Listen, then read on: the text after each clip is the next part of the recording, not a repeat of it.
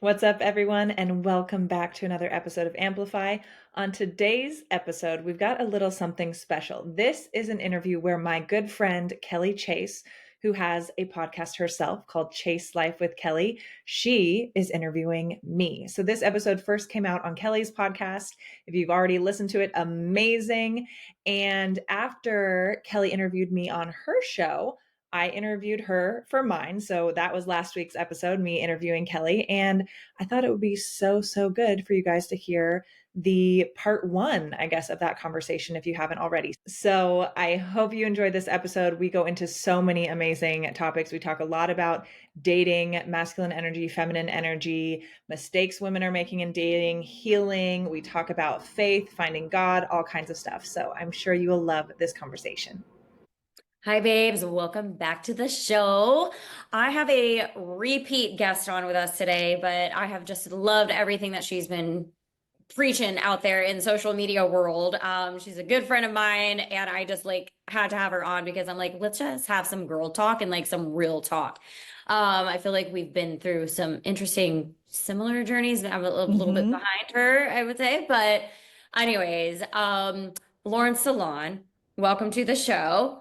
You are fabulous. For Thank anyone you. who is new coming in, who definitely go listen back to our episode. I mean, that was like a year ago or so, but Like at least yeah, probably a couple years ago, which is maybe a crazy. It couple years. doesn't feel like that long. I bet it was like at least 2 years ago. Yeah, it was crazy. But yeah, it was such a good episode. But Lauren, just to tell you a little bit about her, she helps women embody their magnetic feminine energy and empowers women to break free from the quote unquote boss babe hustle culture so they can live their lives with more ease and flow. She is also really passionate about helping women become magnets for their dream man and have the kind of dating and love life they deeply desire. Sign us up. Right? Sign me Oh, up, honey. let's do it. I mean, we'll get into all the things. I'm so I excited to be on here again. And fun fact, you guys, I've had Kelly on my show as well, and we're going to record another episode together as well. So we've got all kinds of girl talk with the two of us coming up, which is yeah, super exciting. I'm so excited. Okay, so I think a lot there I've seen so much like you're so I mean obviously this is what you're helping women with, but like just really embodied. And I love Mm. watching, whether it's your Instagram or TikTok, just how you're speaking to women. And I'm like, yes, I see myself. Yes. Like you're speaking to me oftentimes. And I just love it. Mm. Like how did you start to like position yourself gearing towards that, like marketing to Yeah. type of field, I guess. Absolutely. So my personal brand has been a lot about magnetism, feminine embodiment for the last couple of years, and also like a lot of somatic healing and stuff like that. And generally there's always been an element of supporting women with confidence, with self-expression, with like really like being a woman and what it means to be a powerful, strong woman and a feminine woman. But a lot, the last several years, a lot on confidence, a lot of authenticity, self-expression, a lot of the somatic healing stuff, right? So like getting into which, getting into the nervous system, getting into the subconscious mind, reprogramming all that, rewiring all that kind of stuff. And while I've been supporting women like very broadly in many ways around really like becoming less becoming, but like remembering who at their core that they're meant to be, the last like 2 years, I would say. Well, actually, I'm going to back it up. I've been single. So I got divorced or ended my marriage in 2020. I was with my ex-husband for 10 years. We were married for about 5 years. And so I have been dating since 2020. And for the most part, and let's be real, there have been a couple like wild experiences or like crazy outliers where I'm like, oh yeah, remember that sociopath I dated? Cool, But overall, my dating experience has been really great. Like I've found it fun, enjoyable. I and part of that, I've also been for a lot of my friends like somebody who is like the go-to friend about like dating and stuff like that, or even like, oh, tell me your dating experience, like all that kind of stuff, because I genuinely have really loved my dating experience and had a great time with it. And what's more is I live in Los Angeles, and so much of the time people are like, dating in LA is awful. And I'm like, when I hear that, I'm like, what are you doing then? Like, what are you doing? Because that hasn't been my experience. And so this was kind of going on just mainly in my personal life and stuff like that. And I started to, in the last like year or so, like, again, be kind of that go-to person for a lot of my friends. And I was wanting so much to talk about this stuff more because, again, like I deeply, deeply understand the like feminine energy, masculine energy stuff, and male female polarity dynamics, all of that, and like the psychology behind it, like all that kind of stuff. And I also very much understand, like on the woman side of things, like the reprogramming we get to do to change our unsupportive patterns and things like that. If you find you're always attracting like this kind of person, okay, then let's dig in and shift that, because like we have so much more control over the energy that's coming our way than most people think, right? So if you're noticing, oh my gosh, I'm having such a hard time with this, or it's always a struggle, it's always that, like as nice as possible to say this, like you're the big part of the problem. Yeah. It's you know, like I don't want to blame people because we've all had tough lessons to learn, I'm sure, but like you're the problem. But the great thing about that is you're also the solution, right? And so I was wanting to talk about this more, but I'm going to be really honest. I felt like I wasn't allowed to, quote unquote, because I'm like, I'm single. You know? I feel that so much. Yeah, like, oh, I'm not allowed to tell people how to date because technically I'm single. I also, about me, like I've never been someone to like, I've never really been a big like jump into relationship kind of person. Like I like generally, like I said, was with my ex-husband for 10 years, and I've had a handful of other significant relationships, but I've always been quite cautious, I guess, or like both cautious, intentional, like slow to jump into commitment with somebody, whereas some people tend to go like relationship to relationship, like all of that. I prefer a lot of the time, or historically prefer being single, right? Like I'm like my time, my energy, like all that to be very focused on me, unless it's somebody that is like just completely amazing, right? And adds so much value to my life, and like really is like all the things that I'm looking for. And then I'm like really restrictive with like when I commit or anything like that. And so I had this in my head of like, well, people aren't going to want to listen to me because like I'm technically single, all that kind of stuff and everything. I'm like, okay. But it kept being like, no, but you should talk about this, because again, I kept having these conversations with friends, or I kept like talking to friends about my dating experience and like how great that is, like whether it's somebody who stuck around for a while or not, or how like honestly like how easy a lot of dating has been for me. And especially really in the last 2 years, I would say. So really like 2023 and 2024, and then obviously we're in 2025 now, almost halfway through. That's crazy. But really, so the last like 2.5 years, my dating experience has been like incredible, right? Like very high quality people, most who check nearly everything off my list, but then there might be something missing, and I'm like, oh, like it's so close, but not quite, right? So it's a no. But ultimately having a really great experience. And so I had a lot of friends being like, you need to teach people about this stuff. Like, what are you doing? Like, share about these experiences. Like, and so like sharing from my own experience, and because it's a lot of stuff that also at this point in my feminine embodiment journey, because as Kelly mentioned, you guys, like I used to be very like boss babe mode, stuck in my masculine energy, all of that, and did so much of the work to where now I'm very at home in my feminine energy, and that is my default. And that's something too that in dating, in friendships, I get so much feedback mirrored back to me of like, oh, you're so in your feminine all the time. And so that's like such a beautiful compliment, because I'm like, oh, like, because it doesn't feel like I'm trying to be anymore, because I had to learn how to be in a lot of ways.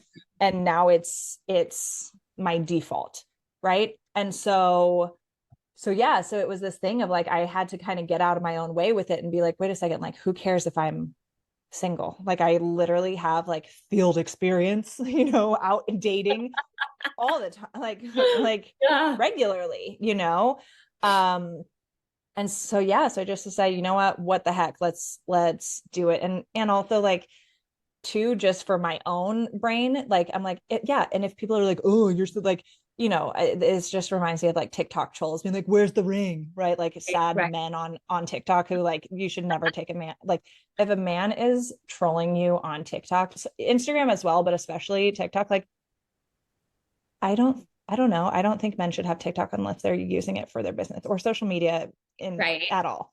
So the Yeah. guy is like trolling you on TikTok or Instagram. He is so not worth your energy to even think about at Mm-hmm. all, right? Right.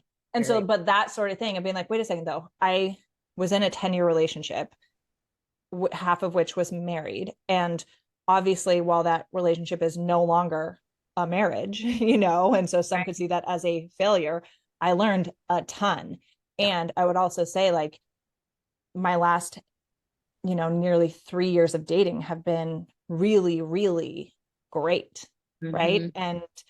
And yeah, so I was like, okay, let's do it. Cause yes, we got a lot of goods to share. And like dating should be enjoyable. Yeah. It should Yeah. be fun, and it shouldn't be something that like super stresses you out or depletes your energy. And like also, like, I don't want to use the word strategy or being strategic, but like there's also ways to make it work for you better. And that's not in a sense of being manipulative, but like so that it's worth your time. If you're so clear on what you want and what you're looking for, like there are ways to set yourself up for success. Yeah. Yeah. I agree. Yeah.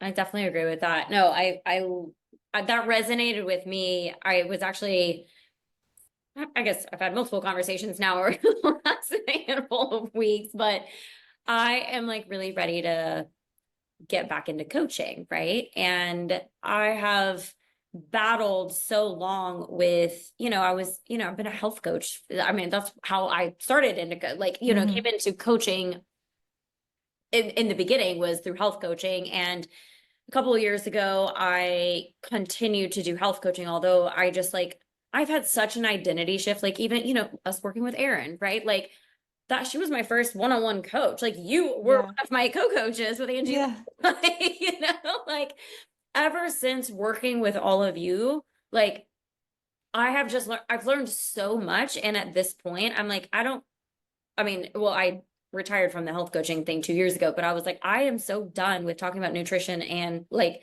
work and doing workouts. Like Mm-hmm. I love it. That's great. I want everybody to work out and be healthy and eat right. But like the mindset stuff, subconscious reprogramming, Yeah. helping, people with their attachment styles when it comes to love and money, right? Like Mm-hmm. money mindset. There are certain things that I'm like, I really want to do. And I had that same dialogue of like, well, how can I coach on? I mean, although I do have a digital program, Rejection to Redemption, like I have a program around it and I sold it a few years ago, but it's just like, oh, well, she's single. How is she like, how can she talk about like dating and love and relationships or money mindset when I have proclaimed on this podcast, I'm not where I want to be financially, but I'm like, Yeah. Yeah. it's not that, right? Like I'm a fucking billionaire in my mind. Like, like let's, I just have that wealth mindset. I have a growth mindset, and a lot of people don't. And that's what I want to like teach them, right? Yeah. And then even with like the business stuff, I'm like, I want to call in entrepreneurs that want to, or want to be entrepreneurs, I guess, that want to like really like launch a coaching business too. I have the basics. I went through the freaking Angie Lee's mastermind. I know how to create a digital course. I have digital courses. I have sold them. It's like I have like the basics of things. And there's a lot of Yeah. people that just need the basics. They don't need the coach that is making multiple six figures or millions of dollars to teach the person who doesn't even have a business yet. Mm-hmm.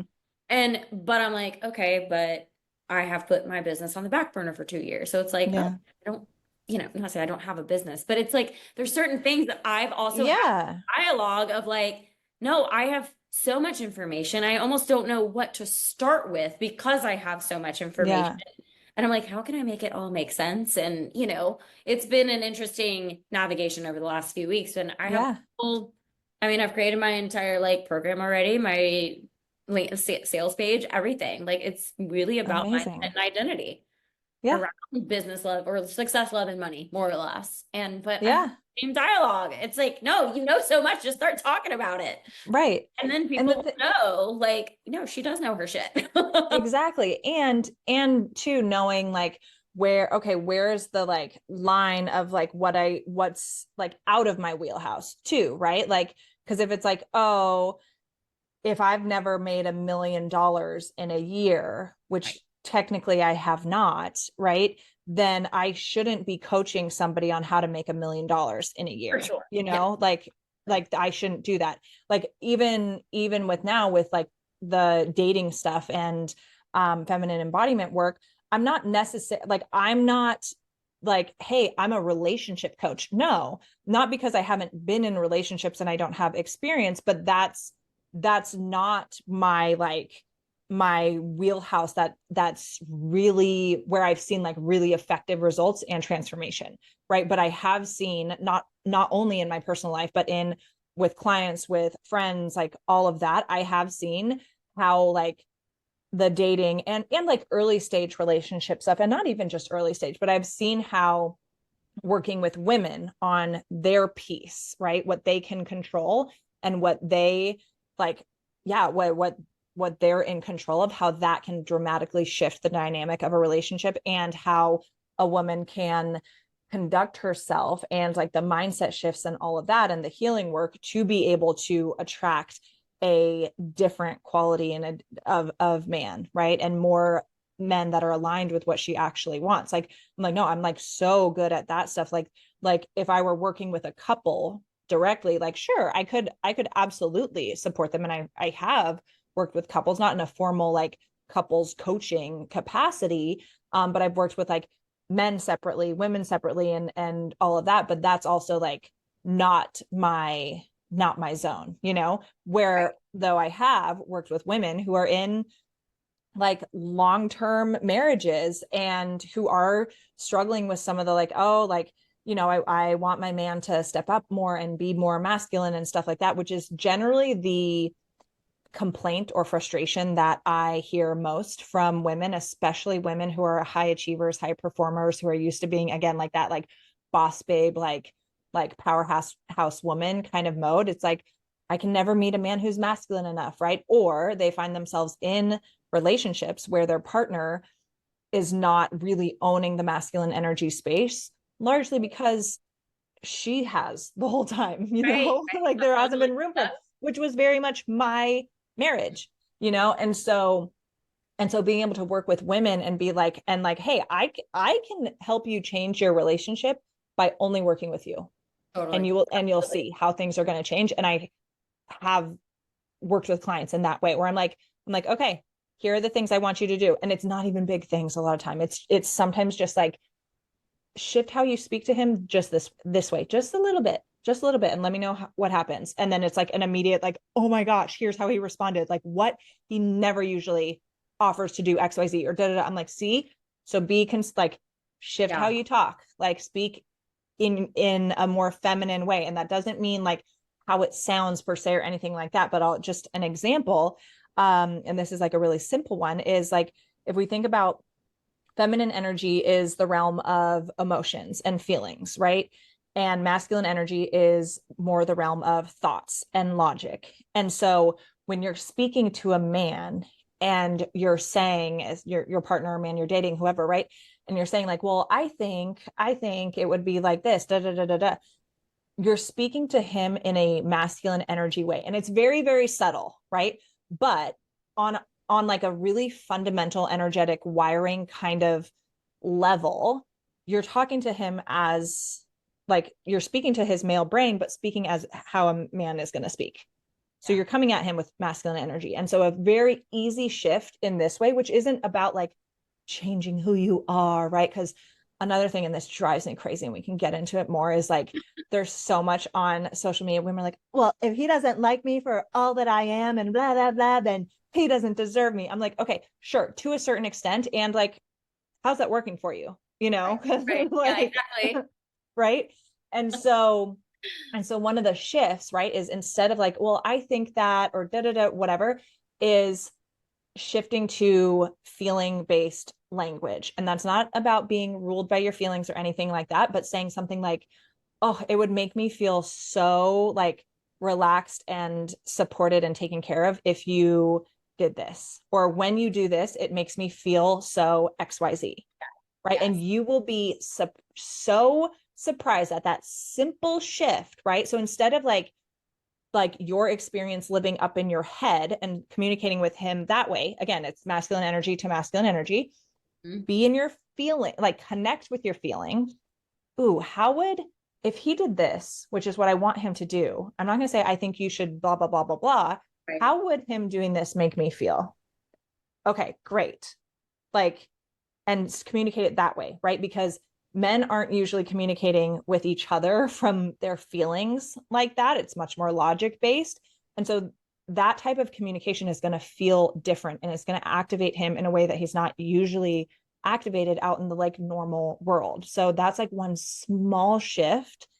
And Mm-hmm. it also helps women practice being in their feminine, because it's going to force you to Right. get more connected with your feelings and what would Absolutely. feel good to you in your sensory experience, Mm-hmm. right? And like, you want to feel good, right? Yeah. Don't we talk, so many women talk about this like soft life and like I want the princess treatment and all this kind of stuff. And we want that because of how it makes us feel, Right. Correct. you know? And so Absolutely. connect with how it makes you feel. And something that's so cool, the man that I'm seeing, who is wonderful, he all the time, especially in the beginning, but all the time tells me, he's like, I just love the way you talk. He's like, it's so unique and it's not how most people talk, and it's so feminine. He's like, you're always like, oh, it would feel so good, blah, blah, blah, blah, blah. Or like when I do this, like, you know, I'm being, he's like, because I like to say, oh, I'm being gently productive right now. He's like, it just sounds so like luxurious and girly. I'm like, mm-hmm. Yeah. And so sometimes they'll even be like, can you like tell me my day in the way that you talk? I want to just see how it feels. And I'm Oh, like, sure. Right. I love that. Yeah. And so it's just that like activating a man in a way that he's not used to being activated. And that's one of our like really cool gifts as women. And one of the things too that will get a man emotionally attached to you, right, is being able to activate his emotions that way. Because when he feels that like yummy emotional activation and experience with you, he's going to want more of that. So, like I Yay. said, even with like my man, right, like being like, you know, him being like, wait, tell me, like, explain your day to me the way that you talk. I'm like, okay, I'm just talking, you know. He's like, oh, I just love how you talk about things. So easy. It's Yeah, simple. I love that. Yeah. It is so true. I mean, yes, that is like I always say like the let down the mothering energy, right? Like it's like he already has a mom. We don't need anyone Yeah. to Oh my be like, gosh. you need to be doing this, you should be doing this, blah, blah, blah, blah. And I mean, like even it's so funny because like I have a tendency to like get triggered with my own mother, like because my mom will like shit on me. I'm like, Yeah. stop disempowering me. Like I know what to do. But it's the Yeah. same thing for a man. Like if the woman is constantly mothering him, like, babe, Ugh. why didn't you take out the trash? Like, blah, blah. It's like Yeah. nagging and be like, I love when you take out the trash. It Yeah. makes me feel so good when you take out the trash. Yeah. Like it makes me, yeah, even that, like, I'm like, it makes me feel like such a girl when you do these things. Thank you. Right. And Yeah, sometimes it's like silly like that. Like I'm like use your being kind of, muscles. yeah. Like today, this is so dorky. Today, I legitimately could not unscrew the dang top of my freaking Stanley thing. And Yeah. I was at the gym and he was there. And I'm like, I just texted him, hi, I need your muscles. Like 2 seconds later, he's like, hey, what do you need? Oh, Will that you is so, unscrew this, please? Thank you. I love And that. it's like and like I legitimately couldn't. I'm like, I don't know if I Right. like, did I just put lotion on? Like, what is going on? I'm stronger than this cup, you know?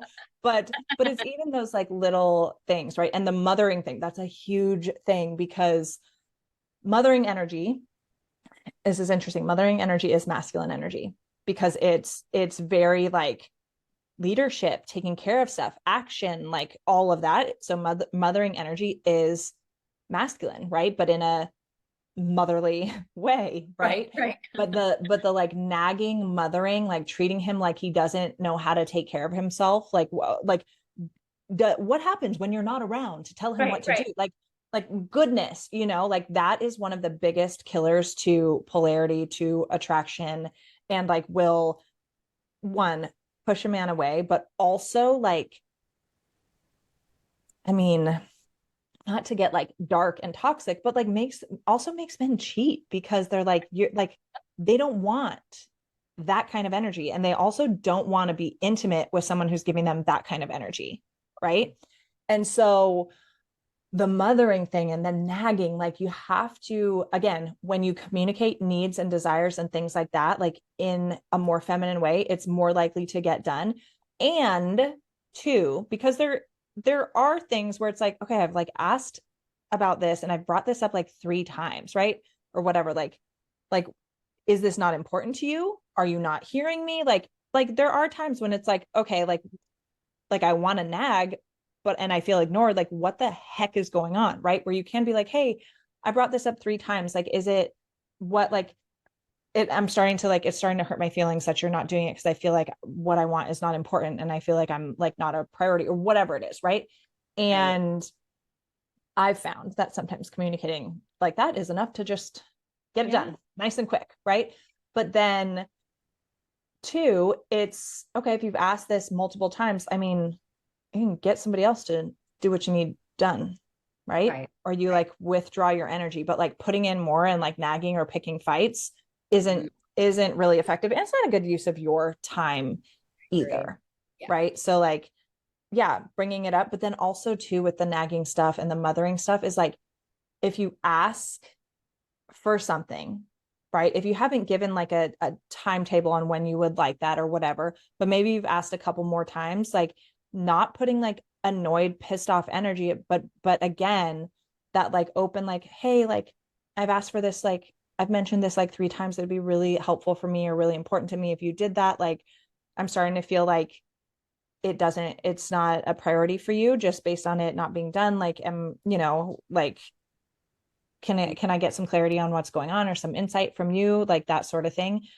just to like be open and curious. But then also you got to trust that the man is going to do stuff and that he'll do it in an effective way. It may not be exactly the way that you want it done or you think it should be done, but like trust that if he's like a capable adult man, he like trust that he's going to take care of shit, you know? Yeah. Yeah. Absolutely. And Yep. if consistently he doesn't, and you're asking for things and consistently it doesn't get done or it doesn't happen, then you get to have a bigger conversation around like, okay, what is there a communication issue? Most likely not. Is there a communication issue? Is there a like you don't care about what's important to me issue sort of thing? Or like just what would help me get my point across more, or just like what can we do to communicate better and stuff because I'm feeling like ignored or whatnot. And then if that stuff keeps happening, then maybe that's not the person for you. Right.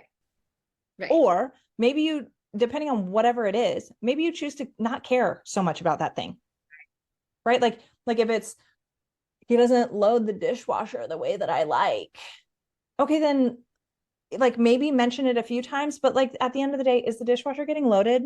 Right. Are the Right. dishes getting washed? Right. Yeah, Is it exactly. that big of a deal? And like, if it is that big of a deal, then maybe that becomes your job to do only. Right. It has to be done a certain way, and he's just not doing it. But again, and then we get the like, I'm now just keep going. Then we get the like argument of like, then it's weaponized incompetence and he's going to do things wrong so that he has to do less. Sure, there are Right. absolutely Right. men like that, there are absolutely men and women like that. But that's when then like you make sure these like responsibilities are balanced. Like Yeah. one of the things for me when like grant I live in my own house, and thankfully my gardeners roll out my trash bins to the curb every week, but I'm responsible for rolling them back, and I'm also responsible for taking my trash in my house out to the trash bins. But one of the things that will be changing whenever I next live with a man, I'm never touching trash again. Right. You're gonna love the way he takes the And trash out. so, exactly. And so I'm not going to complain about how that man takes out the trash because I don't want to be touching it. Right, right, right. Yeah. Unless there is trash piling up in our home and causing a health concern, Right. I do not care. Choose your battles. Yeah, yeah, no, absolutely. No, I love that. I think, I mean, where do you, okay, let me ask you this. Where Yes. do you feel like a lot of that stems from in women? Like, What why do specifically? they feel like the control, like the Mm, need to control and nag and yeah.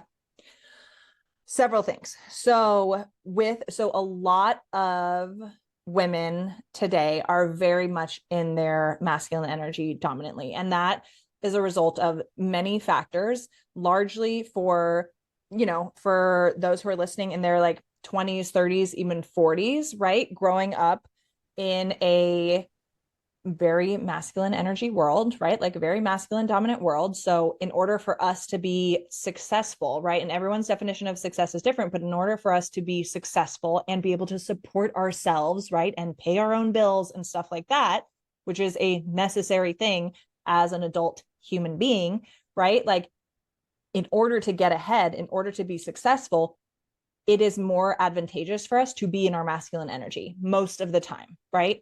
And granted, which is so much of the work that I do with women, is like, okay, how do I still have success while being in my feminine energy? Like, how do I still like crush it or find that balance of masculine and feminine and be successful, right? Because it is possible, but we're like, we live in a masculine energy world. And so in order for us to be successful, it's been more helpful to be in our masculine, right? And if we wanted to have accomplishments, or if you played sports, you're more likely to be getting those things and achieving and succeeding by way of your masculine energy. So that's one reason. A lot of things too is like trauma and stuff like that is a big reason why a lot of women will be in their masculine energy as their default, because it's protective, right? It's going to protect you. Like, and that's one of the things about masculine energy is it is the like protector energy. It is the like safety and boundaries and stuff like that, like the structure. And so if you've experienced trauma, right, that made your feminine energy feel unsafe or made you feel unsafe, a lot of the times the reaction, right, or the result of that is, okay, well, I'm just going to be like hard in my masculine because that keeps me safe, you mm-hmm. know. And so that's one thing. But then too, like, especially because I work with a lot of like high achieving women and a lot of entrepreneurial women too. So it's getting again that like in order to be successful in running your own business, or like climbing the ranks in the corporate world, again, like you need to be a lot of the time in your masculine energy to do that, you know. And so when you're in that energy so much of the time and that becomes your default, even if naturally that's not your preferred place, we get so used to operating that way that it becomes our default and it feels like our natural state. But what I've seen is so many women who operate that way, they're like, yeah, but I'm exhausted. Like my soul feels so depleted. Like, sure, I've got all the success and I'm like, my resume is amazing. And look at like my home and I get to travel or whatever, right? And like I have all this money, but feeling so like restricted and like soul depleted. And so when we're operating that way, it's really exhausting on a soul level a lot of the time. But then it's hard to shift into feminine when you're so used to running that way, right? And so where back to your question of like why are so many women in that controlling energy is because so many women are operating in their masculine energy as their default. And then I will say too, like there is a not a shortage, but we also don't have a lot of like really like healthy embodied masculine men. There are plenty out there, ladies, so don't be thinking like, oh, there are none out there, like I'm doomed. Not at all. But there I I believe has been an attack on masculinity and healthy masculinity. Anything that's like that's seen as more traditionally masculine is like called toxic no matter what, even if it's not. And so a lot of so there are a lot of men who I think need better role models and better leaders in men to learn how to be healthy masculine men. And then there have also, and I think this has shifted in the last like 2 years, but there's also like been a big like attack on masculinity and on men as well, which like leaves men in a really crappy position because they're like, oh, well, I'm not supposed to like act like a manly man because like the news or social media or women or whatever are like going to scream at me for it. And so that leaves a lot of men feeling weird and uncertain, right, of how to act and stuff like that. And I think there are also a lot of weak men out there, a lot of weak men out there. Mm-hmm.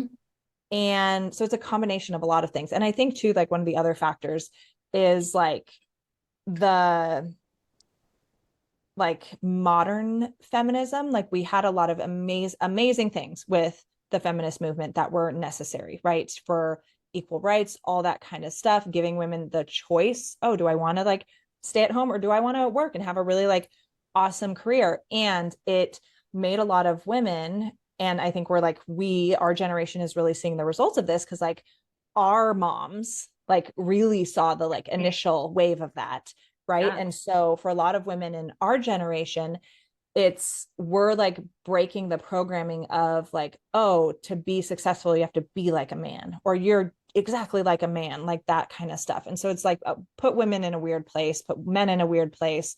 And so I think like a lot of women don't know what it means to like be in your feminine energy, but also be like so powerful in that, because a lot of women think that femininity is like, oh, I have to be like meek and submissive and not speak up very much and be quiet and like only wear floral dresses and stuff like that. When it's like, no, there's like so many other flavors of feminine energy. Yeah, like, exactly. Yeah.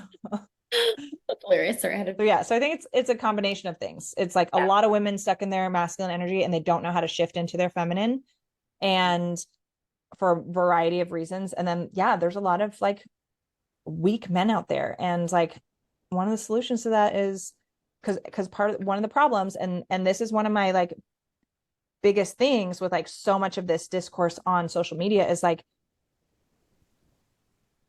shitty men keep acting shitty because too many women allow that kind of behavior. Yes, men don't call them out and don't lead them and don't like cast them off from the herd, but then also like too many women accept that kind of shit behavior. And so if it works from the man's perspective, why does he need to change it? Right. Absolutely. Like men who aren't meeting your standards and stuff like that and aren't what you're looking for, they shouldn't get your attention, period. Yeah, I agree. I definitely agree with that. I mean, I entertained it for a long time. Yeah. I we all mean, have from time to time. Yes, of course. Yeah. But it feels so much more peaceful not entertaining that. Like peace that is within my body is like, oh my God, this feels so light and just a relief. Mm-hmm. They don't have to deal with wondering where they are. Oh, we hung out last weekend, but now I haven't heard from them all week. And it's Friday night at 7:00, still haven't heard from them. Oh, I guess we don't have plans this weekend. Like, okay. It was like the anxiety from all of that was just like, why would we continue to put ourselves through that? Exactly. And so it's so much, and like, why do women put themselves through that? Right. Like some of the answers to that. And again, like I'm going back to this, and I may say it again a few more times, but like the more women tolerate and accept subpar behavior and treatment, the more it will continue, because men are only going to do what they are required to do. Right. If all he has to do is show up the way he's showing up in order to get access to your body, get access to your attention and your energy, right? Because some might not, like, sure, they all generally want to have sex with you, but sometimes what's good enough is like having the ego stroke from just like chit chatting with you on the phone or texting with you, right? Or one of the gifts, like don't underestimate how magical and like special your feminine energy is. Mm-hmm. So for a man to even be able to have a conversation with you, that's a gift for him. Right. Okay. And so even you just entertaining a man in conversation who's shitty, like it gives him no motivation to change, no incentive to change or to do better if you're Mm-hmm. still allowing him access to your energy, to your body, to your time, to your affection, whatever. Right. So until more women stop tolerating bullshit, it's going to continue. And I think a lot of women are stopping, right? And so that's one of the things too, is like you Mm-hmm. have to like raise your standards, be so clear on what those standards are and be firm with them, right? And firm with yourself too, Mm-hmm. because they're going to do whatever they can get away with most of the Yeah, time. most of the time. And being realistic on like, okay, if you've got standards that are like way up here, are you a match for those standards Right, too? right, You right. know, and that doesn't mean you have like, if you're like, oh well, I want to date a man who's making this much so I can like be stay-at-home wife, or like when I have kids not have to work, right? So that doesn't mean, oh, then you also have to be making that much. It's again, it's not like, oh, if I want a man who's da da da da da da da da, then I also have to be da da da da da in the exact same ways. No, but you need to be the counterpart to the Mm-hmm. to that kind of man, and you need to be at least working on the things that that man would find desirable, right? And so I see a lot of women too having like these really high standards, which is amazing, but then it's like, okay, but are you holding yourself to a high standard? And it's not about like so that you can get the man, right? Like no, but like so that you can live the life that you want to live. And if a man and a family or a marriage is part of that, right? Like you owe it to yourself to be the best version of you so you can have the life that you want, whatever that looks like. Mm-hmm. um yeah. Absolutely. Yeah, but a lot of women entertain the breadcrumbs, entertain the bare minimum effort, entertain the BS, entertain the toxicity, the poor treatment, all that kind of stuff, because like trauma bonds. You're wrapped up in a trauma bond. You're operating from your past pattern and programming, not from what you actually want, right?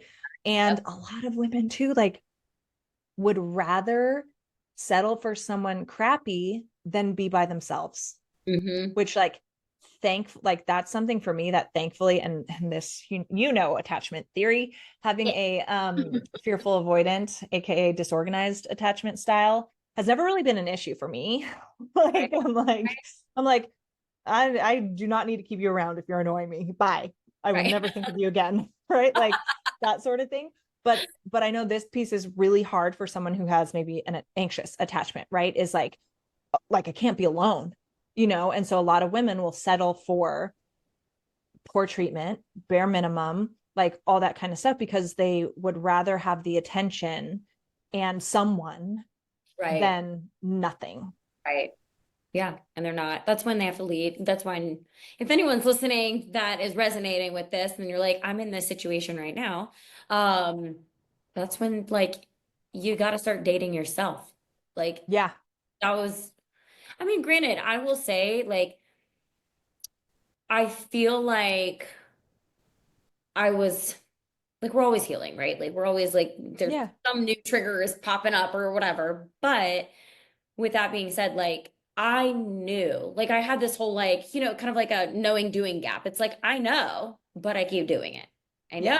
but I keep doing it. And, I mean, earlier, a few years ago, it was like, that's kind of what I kept doing, though. I was like, I've done so much healing. Like, I've done so much work on myself. Why do I keep entertaining this? Like, but Yeah. it's a lot. I feel like I probably needed like consistent like weekly therapy after like Love is Blind came Yeah. out. Like it was just Mm. I had a lot of like dysregulated nervous system shit Yeah. going on. And it was like continuous. I felt like it was a constant thing for a few years that Yeah. I just couldn't Yeah.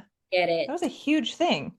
It was very huge. Yeah. And I like of course like I worked with coaches and that was very helpful, but I feel like I still needed some guidance and support around that whole scenario. And Yeah. I mean, granted, over time, I think like everything, I feel so much better now. And my standards are definitely better. And I'm, I will say in the last, like, I don't know, probably like 8 months or so, that has been the biggest turning point for me. Mm.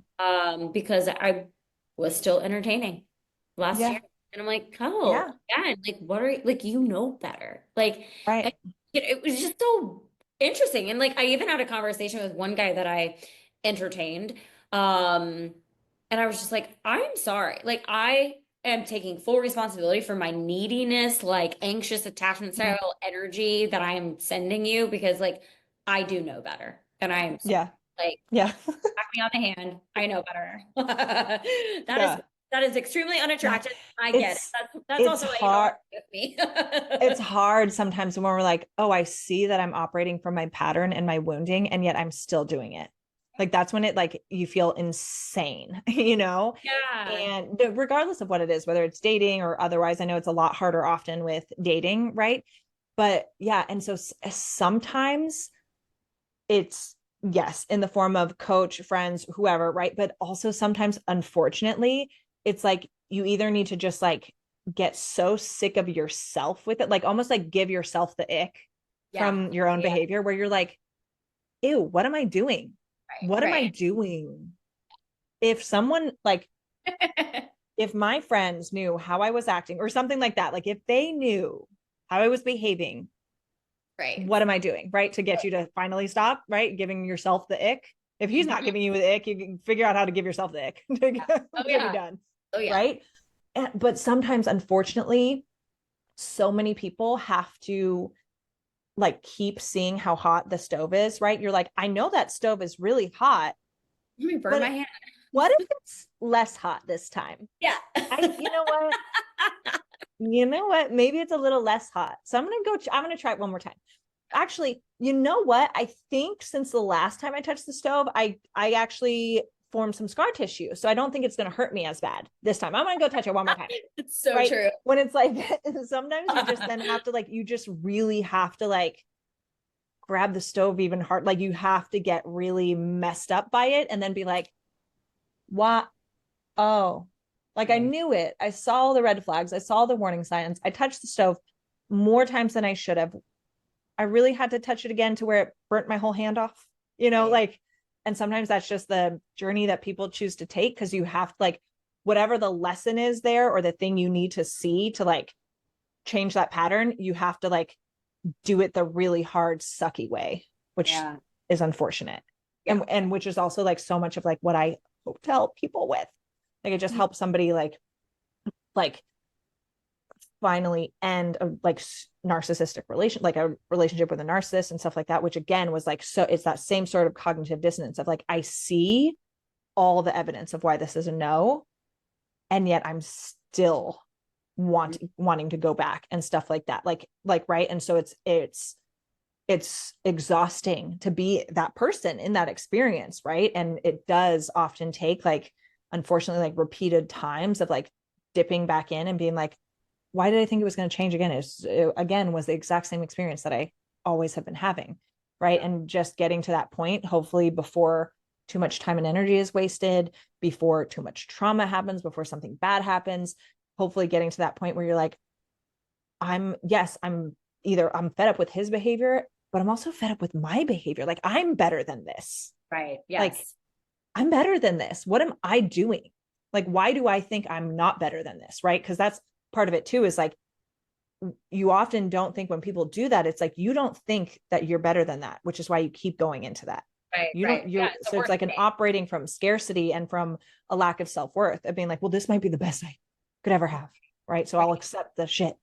Yeah. Yeah. And it's Yeah. interesting because like that narrative with that person never played out for me in the sense of like this might be the as good as it gets kind of thing. Mm-hmm. It was more like I feel like I remember questioning myself like maybe I need to like do some like ancestral timeline stuff or something to see like where this deep rooted problem around letting go is coming Mm. from. Like it's as though like, sure, there's certain things I'm like, yeah, it doesn't serve you, let it go. But like Yeah. in that regard, maybe in more of a romantic regard, I'm like, nope, can't let Yeah. go. I just like, I know Well, it's not serving me. It's not good. This is how it makes me feel. And I keep doing it. Why can't I just let go? Like, just let them go. And I'm always mhm. like, I mean, my mom always used to say, if it's like worth, they'll come back, right? Like, let it go. Yeah. They'll come back if it's meant to be. And I'm like, okay, why can't I do that though? Like, Did you ever kind of get an answer from yourself of like what it was that kept you holding on to it? not really. No, I don't think I did. Okay, interesting. Yeah, just Yeah, like but I letting go. I don't know. but there is a lot of truth too to like ancestral stuff. Right. And I know, well, when we talk for my podcast, we'll talk about some of the God journey stuff, and we may even for the rest of our time Yeah. today. Yeah. No, But yeah. one of the big shifts in my own journey, and this was, yes, very much related to relationships, but not just like romantic dating relationships, family relationships. I also saw this coming up in business stuff for me, and also like in my habits with how I ran my own business, like, and with my money is I used to very much we're gonna get spiritual, Yeah. gaudy, No, we can, God a little bit right now, but yeah, like yeah, that's you good. can have like a spirit of, for example, narcissism that is in your lineage, right? And so that's something that was very much in my lineage, and something that I noticed that, I've dated a like severe narcissist, also dated most likely a sociopath. He could have been a narcissist, but hid some of the narcissistic traits, but probably a sociopath as well. And like those are extreme situations. But I've also like attracted other narcissists in my past. Like never again, most of my dating experience has been like largely positive and really good. And there have been a couple of like messed up outliers as well that I learned big lessons from. And so for me, there was one, it was 2022.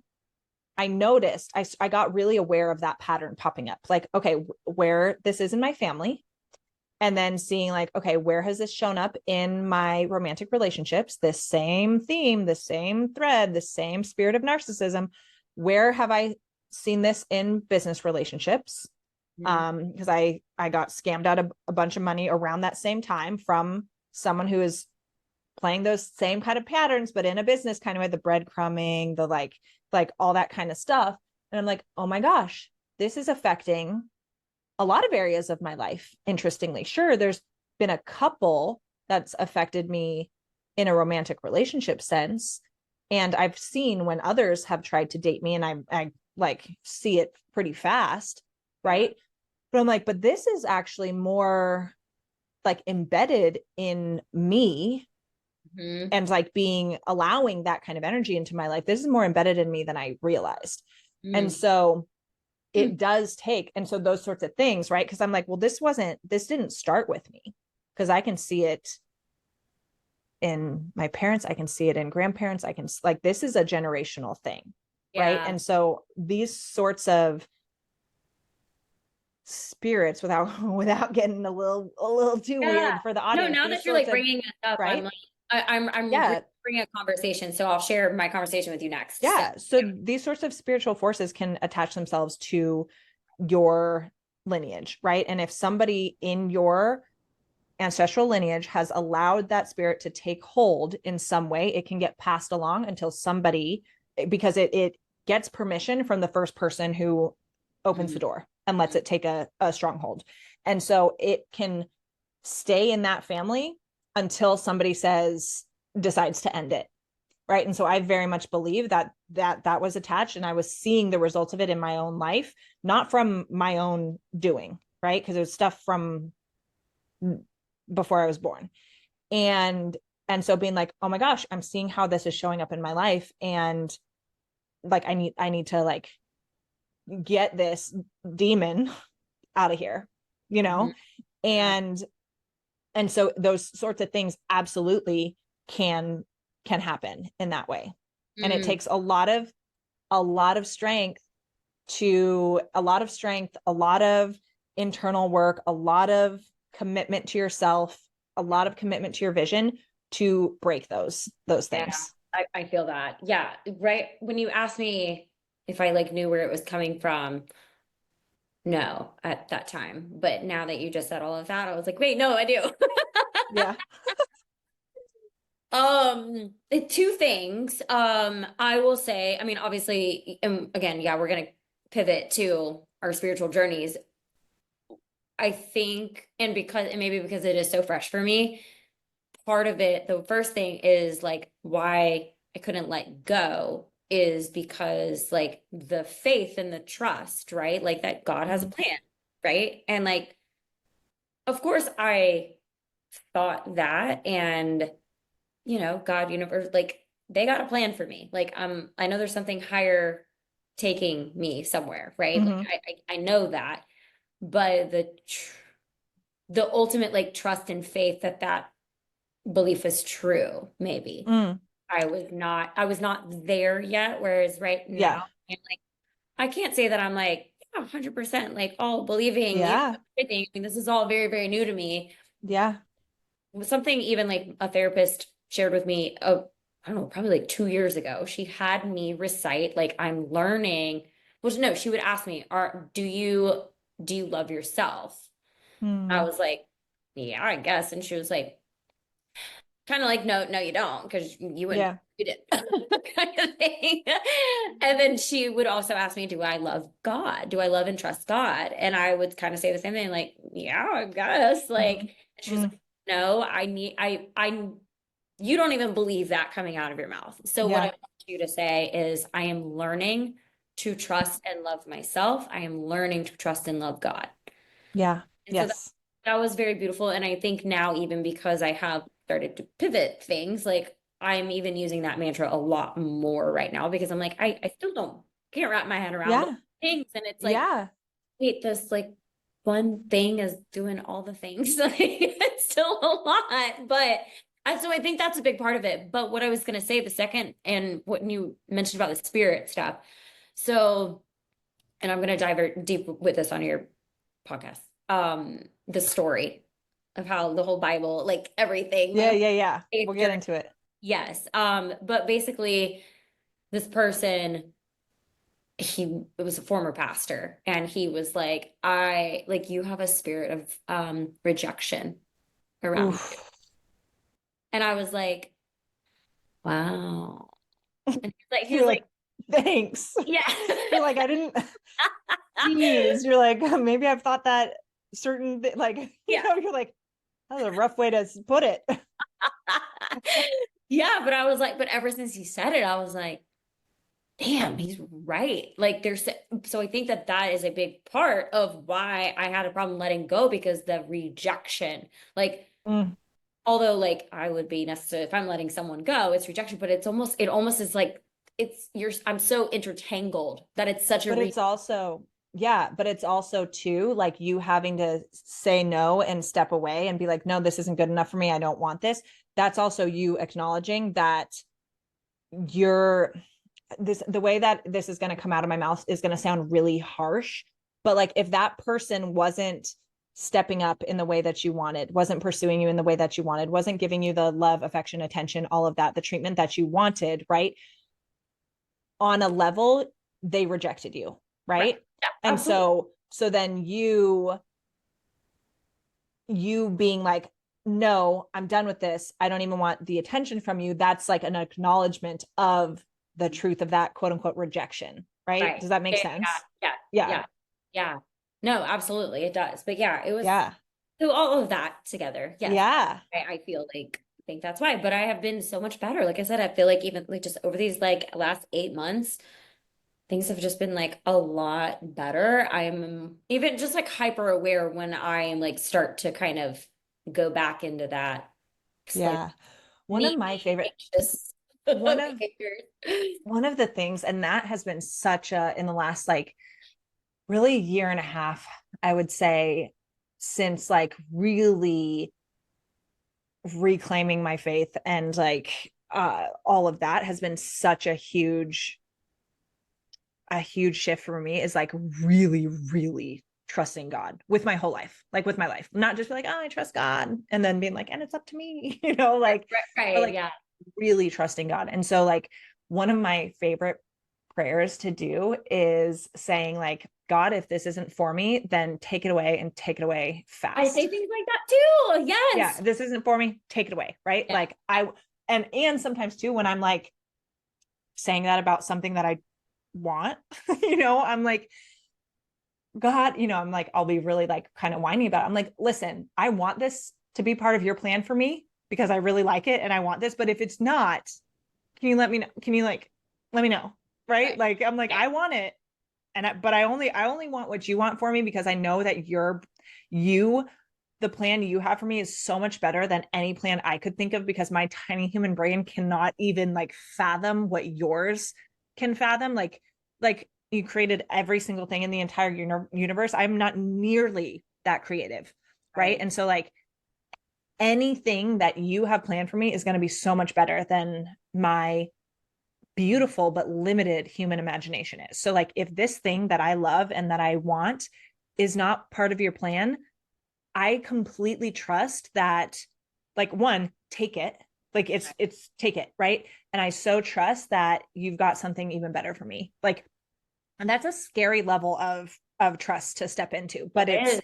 beautiful. And the more that I've done that with like so many things in my life, career, like dating, like all of money, the more that I've done that, the more like the blessings happen. Cause I'm like, oh, I was trying to control the process so much. Right. And which is so interesting because that's one of the places where I saw that hyper independence, right? That masculine energy, hyper independence. That's where I saw that showing up because I don't really see that very much anymore for myself. Right. And I was like, oh, I'm like telling God what I want, like the vision, right? And Mhm. then I'm like praying about it and stuff like that. And when something bad happens, I'm like, God, I trust that there's a bigger plan and all that kind of stuff. It's okay. Like I know you've got my back. And when amazing things happen, I'm like so grateful. Like thank you, God. Like all this kind of stuff. I'm like, but the journey, I'm carrying completely on my back. Right. That's not how you want it for me Right. because you also want me to have the soft princessy life, you know? And I'm like, Right. so why I need to involve you more in every step of the way, not just like, here's what I want. And now I'm going to work hard all by myself to make it happen. And then when it's done, I'm going to thank you, or I'm going to just say, oh, I trust you if it goes wrong. Right. Like, so that was a huge thing. And even like with the man I'm with now, like in the beginning, I would say that prayer all the time. And I would say the first like 3 weeks, maybe I was like, cool, but like, we'll see, you know, we'll see. And so I was saying that prayer like regularly. And I'm like, well, he's still here. So, okay, he's still here, you know? Um, and even like now with as like amazing as our relationship is and how wonderful he is, and like from my perspective right now as we're recording this, like and this has been the case for a while, like literally checks every single thing, like everything that I've prayed for in somebody and asked God for, this man is. And like how he treats me, like all the things, like even being like tall, has all his hair, like right, like even down to the little silly things that are less important, right? I'm Right. like, yeah, all the things, we're checking all the boxes. And even with how amazing all of that is, I still my prayers are, God, I don't do the like, if he's not for me, like yank him out of here sort of thing, because he actually, his feelings got hurt when I said that to him once. I was like, I shouldn't have told you that. He's like, oh. um but because like I'm like, even though this is so amazing, and like sure there are little things that I'd be like, oh, it'd be even better if it was like this, like you know, right? I could nitpick it, of course I could, but it's so good. It's so good, and he is so good. Even then I'm like, and God, if this isn't your plan, I'm down, I'm open for what your plan is, Right. right? Right. Because like I Mm. want to like, I want to, in my work, in who I love, in my friendships, in my family, like I want to have children one day, like all of that. Like I I want on my life on earth to be used in the way that God has envisioned. Because again, like if I believe, and I do, that God created the entire universe and everything in it, everything that was, that is, that will be, like that imagination and that creative power is like infinitely bigger than mine could ever be. And so if whatever I think now is the best it could ever be, if that gets taken from me or changes, I have to believe that there's something bigger, right? Or I have to believe that then that wasn't like what God wants to use me for. It may have been for that season, but it's not anymore. And I have to trust that because like I very, very much believe that God's plan for my life is going to give me the best life. Yeah, I agree. I agree. Yeah.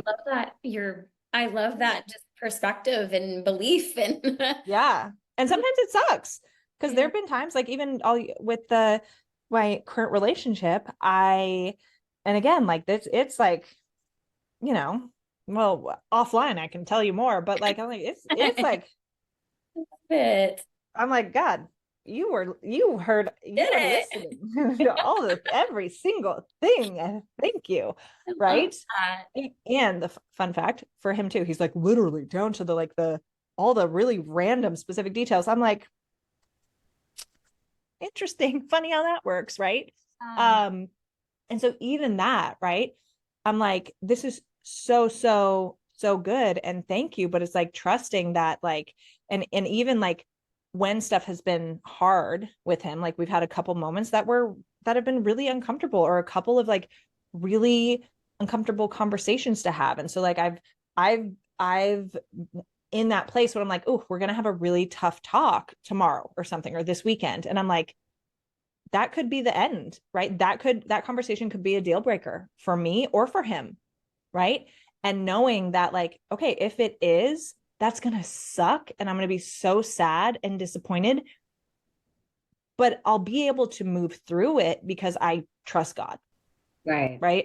And always that, like, even when it's felt like shit, and I talk to God very honestly, and I'll be like, hey, this sucks right now. Like this sucks right now. And all I want is for it to be fixed and to feel better and to be awesome again and da da da da da.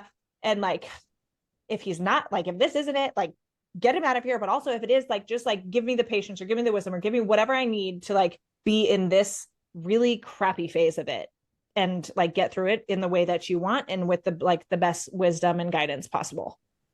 Yeah, I love Like, that. yeah. So like Yeah, even trusting when the stuff doesn't feel good. absolutely. Absolutely. I love it. How Mm, did you, thanks. okay, so this was this has been very interesting for me. I was telling friends of mine that are, praising me for my spiritual journey lately because they're pretty Christian and I can't identify with that word yet. Let's put it that Yeah. like I don't think I'm there yet. But Okay. it was really interesting. I told them, I was like, it's so fascinating because I want to say like a handful of these women that I have either like been in a coaching group with, or I've been mentored by, or other coaches that I follow online. I said in the last 2 years, like there's a handful of y'all that just like went like speaking Yeah. about universe to now speaking about God. And it's been Yeah. like fascinating to watch. And I'm like, wow, we're all on this like journey together. It's so interesting. Yeah. But how Yeah. did that pivot? Like what happened? There had to have been something Yeah. that Absolutely. okay. So I will tell you, but I'm also going to say I recorded I think first 2 or 3 episodes of my podcast this year for 2025. I think they probably came out in February, but I did like a whole two-parter on that journey for myself. So if someone wants like the deep, like all the specifics of it, go listen to those because like almost 2 hours long. But basically, like the bullet points, I was raised Christian, loosely Christian, believing in God, go to church during holidays, stuff like that. Parents had both been raised Catholic, were not practicing or anything. My grandmother, my mom's mom, very devout Catholic, church every weekend, would watch like she'd have like pastors like doing sermons on the TV like all the time, all of that. but never really like a very active relationship with God growing up. When we moved, like, I forget what year it was. I was probably in like third grade, fourth grade, fifth grade, something like that, elementary school. We moved out to the country. And there was a church near where we moved to, and my parents decided, oh, well, let's start going to church as a family. And it was a Lutheran church, which is is higher on the like traditional scale, like not necessarily Catholic, but like just a couple steps below that as far as like traditionalism and formality and stuff like that. And so I chose to get baptized. I also chose to go through confirmation, which is like you do Bible study, you like learning about the Bible, all that kind of stuff. I chose to do that as well. So that was always something that was like interesting and important to me. And I think like so much of us, so many of us in the coaching space and the spirituality space and the self-awareness space and all this kind of stuff, we all from a very early age have been very curious about how the world works, how people work, very curious about like there's got to be something more, like just like very curious about all that kind of stuff. And so that was kind of me like through high school. I very kind of surprisingly or randomly decided to go to a Christian college, which was like a very small Christian college, like 1,200 people. It was like a little smaller than my high school. And part of that decision was because it is in, or was still exists, but is in Montecito, California, which is in Santa Barbara. It's like the Beverly Hills of Santa Barbara. Gorgeous campus. You've got the mountains, you've got the beach. Like my college used to be an estate, right? Like, so it was like several estates converted into a college. It was gorgeous. It was so gorgeous. Such a small school. So it was like going to summer camp. It was amazing. But I had gotten recruited to play soccer there. I had also gotten a singing scholarship and a academic scholarship. I chose not to play soccer, but instead do a ton of music while I was there. So it was like, I had a lot of like financial incentive. I mean, it was a private school, so it was expensive, but I had a lot of financial incentive. It was like, I loved how like small and like communal it was and everything. And so chose to go there, which was kind of a random decision for me. I went to a public high school, like wasn't super like involved in church or like connected, didn't feel super connected to God per se, like didn't have a personal relationship with God. I thought I would think, though I like don't even remember like what that looked like or felt like. But then in college, that's where I really like would say started to own my faith journey and have a personal relationship with God and with Jesus. And then like continued to go to church, had a lot of Christian friends in college. It was a Christian college. Had a lot of Christian friends in college, after college, went to church consistently, all that kind of stuff. And then when I moved to LA in 2015 with my now ex-husband, he lived here, I moved to here. We kind of would go to church every once in a while. He wasn't really like believed in God, but like I was more the like uh one driving our like faith and religious kind of like habits and that stuff in the relationship. But we like kind of would go to church every once in a while, not really. So it wasn't really a big priority. And then, but like all the while still considering myself Christian. And then COVID happened, and in COVID ended my marriage, and with like so many other things that were going on, had a big spiritual awakening around like, just kind of like around discernment, around like uh seeing more of like how the world works and stuff like that, and consciousness and all of that, and started to dabble in a lot of new age stuff. But I didn't realize it was new age stuff. I didn't even know what new age meant. And if somebody, it's funny because I feel like my mom probably like called me new age at some point, but like I would have never thought of myself with that term. Right. And so the whole time while I'm like doing all these very new age things, like never like fully like jumped super hard in it, but was definitely teaching a lot of new age things and like dabbling in a lot of that for myself, and had a lot of my like, my grounding habits and practices for my mindset and stuff like that were very new age things. I never thought I would have never thought of them with that term. And I also never thought that they were incompatible with Christianity. So Mhm. while all that was happening, I'm like, oh, but I'm still a Christian. I still believe in Jesus. But I was like, but but there's spirit guides also. Right. Right. Right. There's a committee. Yes, Jesus is at the front, but sometimes I might want to talk to this random freaking goddess or this spirit or that, right? Never realizing that, like, always thinking that, oh, I'm still a Christian. This is all compatible with Jesus. My beliefs are just expanded. It's just an expanded understanding. It's a little bit more open-minded, like that kind of mindset. But part of that for me was which like is wrong, right? Like if I like that, if you're believing all of that stuff, that is, it's not compatible with Christianity, all the stuff that I was believing and doing and stuff like that. And for me, that was a matter of not knowing my Bible enough. Like, oh, I really think this is all compatible, but I also like don't know, you know? And so being it was like a combination of being like ignorant for like about my beliefs and also a little arrogant of like, oh, well, I kind of know better. This is like a more expanded view and stuff like that. And but like the thing about a lot of those things, and this could open up like a whole deeper conversation that I don't know if we want to go into. We can, but the thing about a lot of those things is they work in a lot of ways. Yeah. But one of the things too, I mean, like, should I get intense? Should we Yeah, well, preach a little bit? I was gonna say elaborate, because like elaborate on what those things are if you Yeah, don't, yeah, yeah. because if someone's listening, they don't know. Yes, absolutely. I mean, this, So yeah, yeah, so doing a lot of like full moon related stuff, a lot of like um affirmations, which I don't think are bad, right? Because that can help reprogram our mind and stuff like that. But a lot of like affirmations that are actually like in conflict, like a lot of like I would talk a lot about divine feminine, which I didn't even think of as being like, oh, like somebody pointed that out to me and I was like, oh, I'm not meaning that as like God.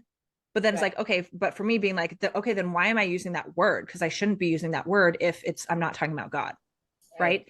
And so yeah, so like a lot of full moon stuff, a lot of stuff related to like astrology. And sure, there are certain like things that we can like connect with and stuff like that, but like a lot of stuff related to astrology. But for me, it was a lot more of the new thought stuff. So there's a lot of new age things, and like even like buying certain crystals that I'm like, this crystal is going to help me with this, and so I'm going to wear it in my bra, which is like a tiny thing. Like I'm not like praying to them, but like even that like is a little like, okay, Right. like sure. And like all things hold energy, right? Yeah.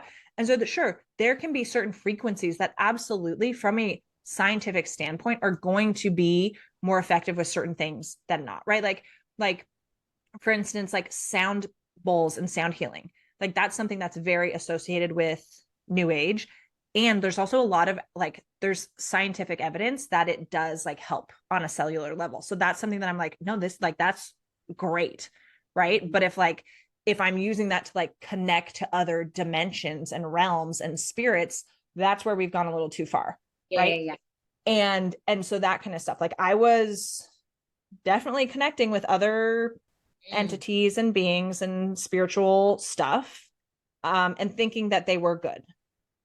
And so things like doing a lot of medicine journeys, ayahuasca,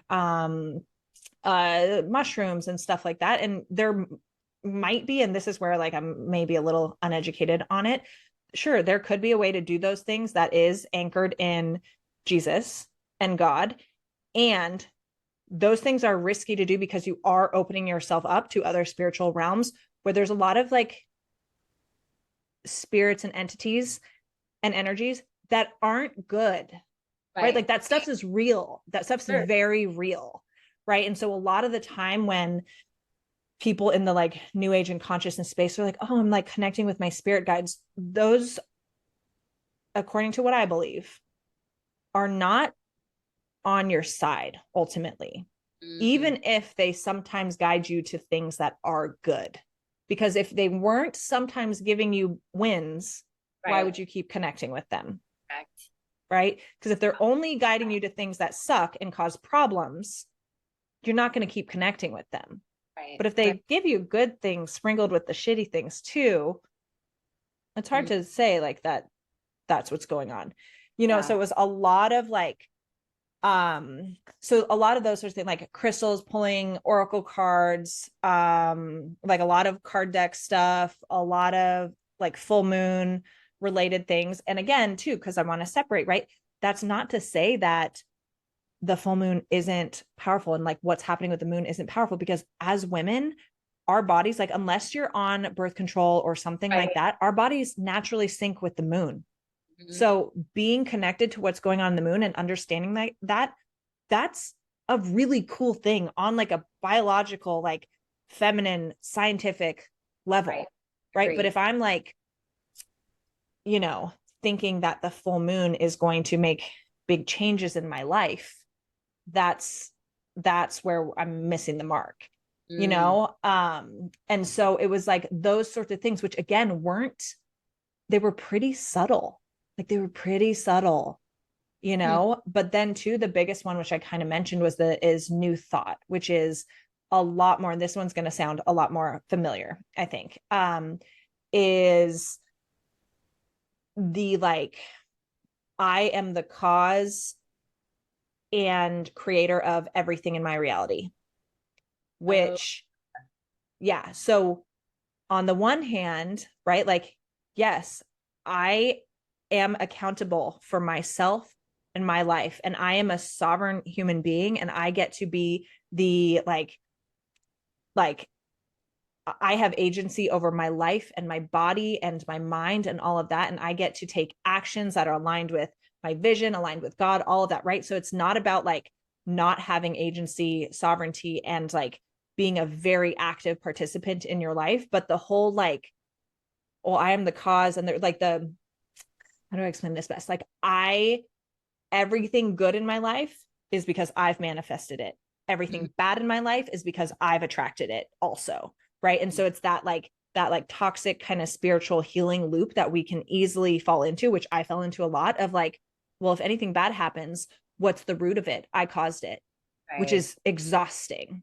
And then Mm-hmm. it's also like, well, if anything good happens, I did that too. So I need to do more of the things that create the good things in my life.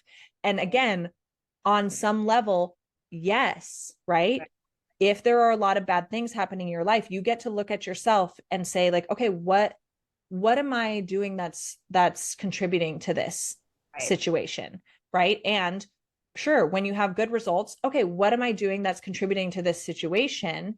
And yeah, I want to do more of these habits that are helping me have things go the way that I want, right? But there's that like really firm belief that like I am the end all be all of every single thing happening in my life. It's exhausting. Again, it's exhausting. And that for me was creating so much stress, right? Mm-hmm. Because I'm like, oh my gosh, well, that launch didn't go the way I wanted because I probably, you know what? I probably didn't manifest hard enough. I probably didn't do this. I probably didn't do enough like meditating on it. I probably didn't like all that kind of stuff. And you just end up in this endless cycle. And one of the things that I would say is like, okay, when you're in doing all of these things, whether it's new age stuff, like cards, tarot, astrology, crystals, like medicine journeys, or the new thought stuff, which is a lot of the like, I am the start, the finish, the everything. And the thing about it is like, it doesn't seem malicious. You're like, oh, but I'm taking responsibility for my life and my thoughts and my actions. That's a good thing, right? Yeah, it is. But when you are in this like vacuum of it's all me and only me, that's when the problem happens, right? And it leads to this again, like where you will nitpick so much of like, oh, well, this went wrong because I must have done something wrong to make it bad. And you can go in this endless spiral forever and ever and ever with it either way. And so to zoom out and be like, okay, since I've been doing these things or believing in this, have the results of my life consistently improved or not? And Mm-hmm. that's one of the big things. Like, is this actually getting me where I want it to get me? And so those were a few things for me. So to kind of zoom out again, there wasn't like a big like aha moment of being like a big come back to Jesus kind of moment. I started like probably 2 years ago or so feeling this very like gentle invitation to like read my Bible again, because I'm doing all these other spiritual things. And my brain's like, well, I've been a Christian for a long time. Like, I know things. I went to a Christian college. I've taken world religions. I've taken Old Testament, New Testament, like all these, like, I know a lot about this stuff already. Right. Like, but I was like, okay. And I've also like never, like, if I'm studying all these other spiritual things, I've never read my Bible from start to finish, you know? I've not like, why am I not also studying this belief system that is the one I'm claiming? I'm adding all these other random things in here. Let's also like make sure I know my stuff here. And so it was just this like gentle like invitation, not from any external thing, that I was like pulled back into reading my Bible. And then I started noticing, like you, a lot of other people doing that. I was like, oh, interesting, interesting, interesting. And then same sort of thing. I was like, you know what? I'm going to get back into going to church. And it's so funny because like I have a home church here that I really love and would go to when I would go to church, but wasn't in a habit of it. And I started like 2 years ago, started riding horses on the weekends, and Sunday was my horse day. So I'm like, I can't go to church. I have the horses on Sundays, And then I'm like, girl, move the horses to Saturday. What are you doing? Right. Like, so just like those little things that I'm like, duh, and so started going to church consistently and stuff like that. And again, getting into my Bible. And I started to notice that all those other things, the meditation, the like pulling cards, like all of that, I started to care less about that. So when I started to be back in my Bible, I didn't feel called to dabble in any of those things as much. Sure, sometimes, but not really. It was, and again, it wasn't like a conscious, like, this is wrong or bad or not compatible. It was just like, I just didn't feel like it so much anymore. And then I started to notice too, like, so that continued to happen. And I started noticing also that the more I was focusing on like Bible, church, all that, and actually like talking to God and praying to God, like the more things that I'd been praying for, hoping for, wanting, the more they started to like move forward. Right. And if there was like a big like kind of aha moment, so I'd already like shifted quite a bit back in and noticed like a few of my good girlfriends who were on a similar journey, and one of them in particular, and she and I are going to launch a podcast talking about this stuff a lot more actually soon. Love it. So stay tuned. But I was like, hey, we haven't talked in a while, because she lives across the country. But I'm like, we haven't talked in a while, but I just saw that you're like going to church now on the weekend. Like, she was like way more into this stuff than I was ever. Right. And I was like, I saw you're going to church and carrying a Bible. Like, I think we need to have a catch-up call, because I've been going back to church too. And like, what is going on? Right. And so such similar journeys of starting to look at all these other things. And for me, it was like, okay, so I started adding all these random like practices, habits, and beliefs into my own belief system and into my life. And I didn't actually know where they were coming from. I didn't actually know the roots of these practices that I was doing or why. Right. And then like, maybe I should look a little bit more closely at these things, and starting to understand those things more. And so my big kind of like my like I said, I already like kind of recommitted my life back to Jesus and God. But I last year was having a lot of ADHD symptoms, and to the point where like it was really, really hard to like sit down and focus and like actually do the things that I needed to do to like, I don't, like survive and stuff. Not survive, I'm being dramatic, but like, I'm like, okay, why can't I sit and like be productive for more than 2 hours? Like, what is going, like, this is so hard. And it was taking so much energy to like, I would have to like do so much grounding and prep and like all this kind of stuff, and like okay, this system and now this system to like keep me focused for like 2-3 hours. And I was like, it's taking a lot of work to manage how my brain is operating right now. And so that had gotten kind of progressively worse to the point where I was like, you know what? Maybe I should explore medication, ADHD medication. Never been medicated for like anything like that, or really anything ever in my life. And I was like, you know what? But like, this is actually getting in the way. Like, it's just way too much work. And maybe my pride and my ego is getting in the way. And I just need to like ask for some help, right? Like with this. And so I had a conversation with a therapist, and who could not prescribe me stuff, but just like an initial conversation. And she referred me somewhere else, but had a conversation with her. And immediately after that conversation, like got off the phone and like just started sobbing. And it was very freeing in the conversation. But as soon as I hung up, started sobbing. And I remember I was in my bedroom and I literally I'm like sitting down, crying, talking to God. And I'm like, oh, it gets me emotional every time I talk about this. And I'm like, God, I'm like, this isn't working. I'm like, and I had already been in quite a habit of like being like, okay, I'm only involving God like in the end, and like when things are really good and they work, or when they're, I'm like not bringing him along for the journey. And so I'd already been like in this habit of like talking to God throughout the day and being like, this is annoying, or I'm stressed, or I'm imposter syndrome, right? Get it out of here, like that kind of stuff. But still the focus was really hard. And so after that conversation, like I said, I'm sobbing and I'm like, God, I'm like, I'm like, I don't want to go on medication for this. I'm like, I don't like, and again, if that's your journey and that's what you're doing for yourself, that's total, like, you need to do what works for you. And though, to my previous comment, like, I very much believe that ADHD and the symptoms, like that's a very spiritual thing. And so I'm like crying and I'm like, God, I don't want to go on medication. Like, I love my personality. I love how my brain works most of the time.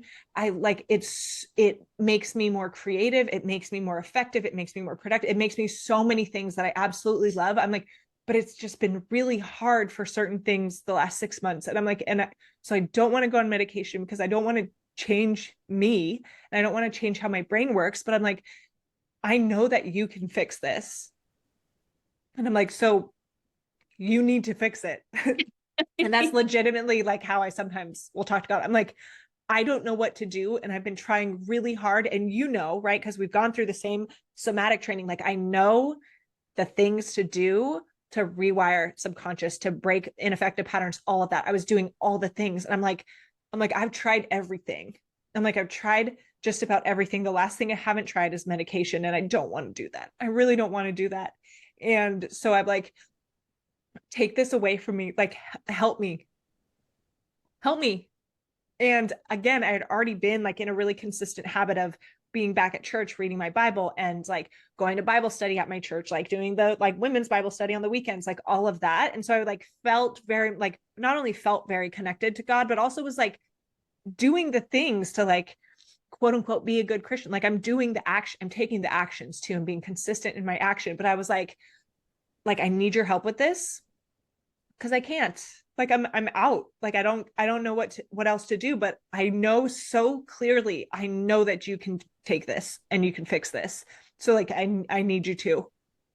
And in that conversation, I was like, and like, it's not a like, you do this and then I'll trust you more, but I was like, and I know that will make me like give even more of myself and my life to you. Like, I just know it. And it's not like an ultimatum with God. Like, that's not the energy, but I was like, I promise, like, if you help me with this, like, I know that there's a new level that I can step into. And literally, it's not like I woke up the next day with like a neurotypical brain, because that's not what happened. But literally, it was such a big difference within the same like 48 hours, like within 48 hours, like very different, where I'm like, oh, the like chatter, and a lot of the chatter had already gone away. It was just the like sitting and focusing and like following through, like, oh, it was exhausting, like the amount of effort it was taking me. But it was enough of a change for me to be like, oh, I was very heard and I'm very much being answered. Like, again, there are moments when it pops up, but after that conversation, I didn't have trouble focusing anymore. I didn't have trouble sitting down and being on my computer to do the boring stuff and to get the things done. Sure, I still leave my mail unopened for a little too long. I don't always check my email every single day, right? Like there's still little things that are lingering, but like it was such a dramatic difference that I was like, oh, I just had to help. I just had to ask you to help me with it. And so it's that sort of thing that I mentioned before, the hyper independence, that I was like, oh my gosh, like, why have I been trying to fix that all on my own this whole time? Like, when all I had to do was be like, I can't do it, or I don't want to do it, or I need your help. Right. And so like, oh, it always gets me so emotional. And I'm also, we've just stepped into luteal. So the tears are closer to the surface, everybody. and so one of the things too with that is like the way I imagine God. One, I think God is, I know, like God is such a good dad. God's such a good dad, and he wants to take the best care of us. And I also think that God is like such a girl dad too, right? Such a girl dad. And even like there's so many instances in the Bible when like men are asking for God's help and he's like, climb to the tallest mountain and there I'm going to talk to you, right? Like that kind of stuff. But for so many of the women, when they're needing God, he comes to them. Right. And so, oh, interesting. Yeah. And so it's like so sweet. It's so sweet. And so like, again, too, enforcing that, like, because God in the Bible is a he, right? And so it's, again, that kind of like, oh, the masculine energy is supposed to come to us thing too, right? And so for that, like, I imagine God just like always being there. And one of the beautiful things about how God works and the fact that God gives us free will is, as we're like struggling and doing so many of these things ourselves, right? Sure, he's there being like, oh, so close. Oh, like all of that is how a lot of the time I imagine it.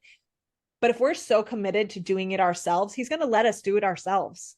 Yeah. Even if sometimes that's going to put us in a bad position or cause us pain, right? But it's when we're like, hey, will you be with me in this? Or will you like help me with this? All we have to do is literally ask. And yeah, not every, like the prayers aren't going to get answered immediately every single time. But when we ask and we turn to God more, like he wants to help us. And like, so it's just like us needing to be like, hey, I'm available for your support and your guidance and your help. And like, so for me personally, when I had gone through that, like, cause after the fact, I was like, why did it take me so long to like ask God to help me with that? And I was like, oh, cause like I had all the tools, which I do. And I did. Right. And I wanted to solve that problem for myself. But I'm like, oh, but I also like had one of the best tools that I could have added to the toolbox too, which was like talking to God about it and prayer, not only the things that I knew from like a somatic training, like science perspective, because it's not at all to like undermine those things, because those are amazing and they're so cool and so effective. But it's like, oh, why wasn't I also asking God for help? You know, because like in my brain, he's like, it's about time, girl. I've been waiting here, just like, you know, he's really saying that about me. Yeah, I've been waiting here, ready for you to ask me for help. What took you so long? You had to like just really, it had to get really hard, huh? Yeah. Right. Which is too, again, the like, how many times do we want to touch the fire of sort of thing before we do things a little bit differently. And too, that's not to like beat yourself up if you had to learn a lesson the hard way or take time or anything like that. But like, for me, that was one of the, like, yeah, my journey back to focusing on God was a really like gentle, like subtle internal invitation. And then I started noticing, oh, a lot more people are posting about this. Oh, she who was like literally like hosting medicine journey retreats is now going to church and not doing that stuff anymore. Interesting, you know? Yeah.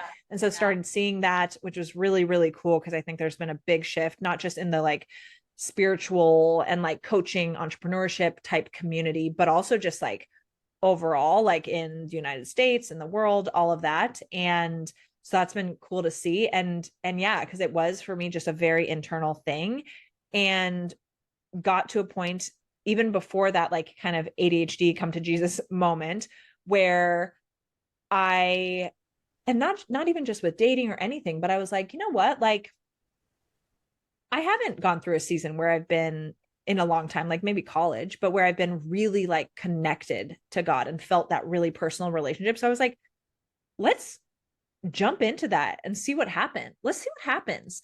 And I noticed, like, again, more of those things that had been in progress, like that maybe were kind of momentum was stalled, they started happening and moving forward faster. I was like, interesting, interesting. This is working in my favor. You know, I'm like, this is working. Cool. This is working. And it feels better. And like the mental side of it, right? Too, when I'd be like imposter syndrome happening or whatever, the mental chatter, I would literally, like, I felt like I was such a freak for a while, like as I was kind of shifting into this stuff, because as that mental chatter would happen, I would literally be like, Jesus, get it. Right. Get this out of here. Me. Right. Yeah. Cause I'm like, I know you don't talk to me that way. So get it out of here. Cause I don't want that crap. And if it's my own brain, that's like, you know, and my own thoughts that are not being nice to me, if they're not coming from you, I know where they're coming from. And I don't want that. And so that, like, I was like, I would like literally be praying throughout my day, because I'm just like, and Jesus, I'm gonna do this, and then I'm gonna blah, blah, blah, and what about this? Like, I don't know. Like, oh my goodness. Right. But even just the little things and being like, yeah, so checking in with like all the little steps, but then that big, that was a big moment for me. And I had already like felt like I jumped in with both feet, but that's when I was like, oh, you really got my back. Yeah. And even like I said, like even with my, like the man I'm with, like, again, I'm like, oh, he's everything I've been talking to you about. Thank you. Right. I love that. Yeah. I love Yeah. that. Thanks. That is really Yeah. neat. So I mean, I'm like, it's such a cool story to hear. I mean, just all thank of you. It's a that. lot.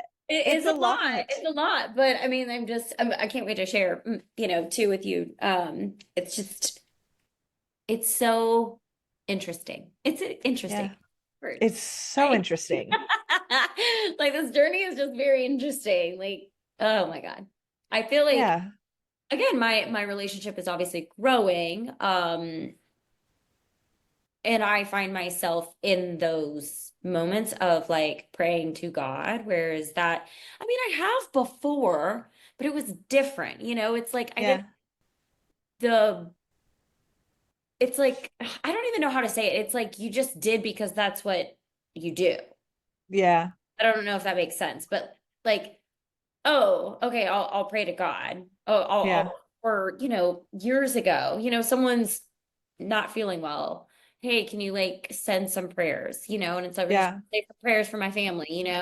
And it's like, yeah, yeah, of course, I'll keep you in my thoughts and prayers. But I'm like, okay, Mhm. I'll take a second, I'll reflect. I'm like, God, keep them in your prayers.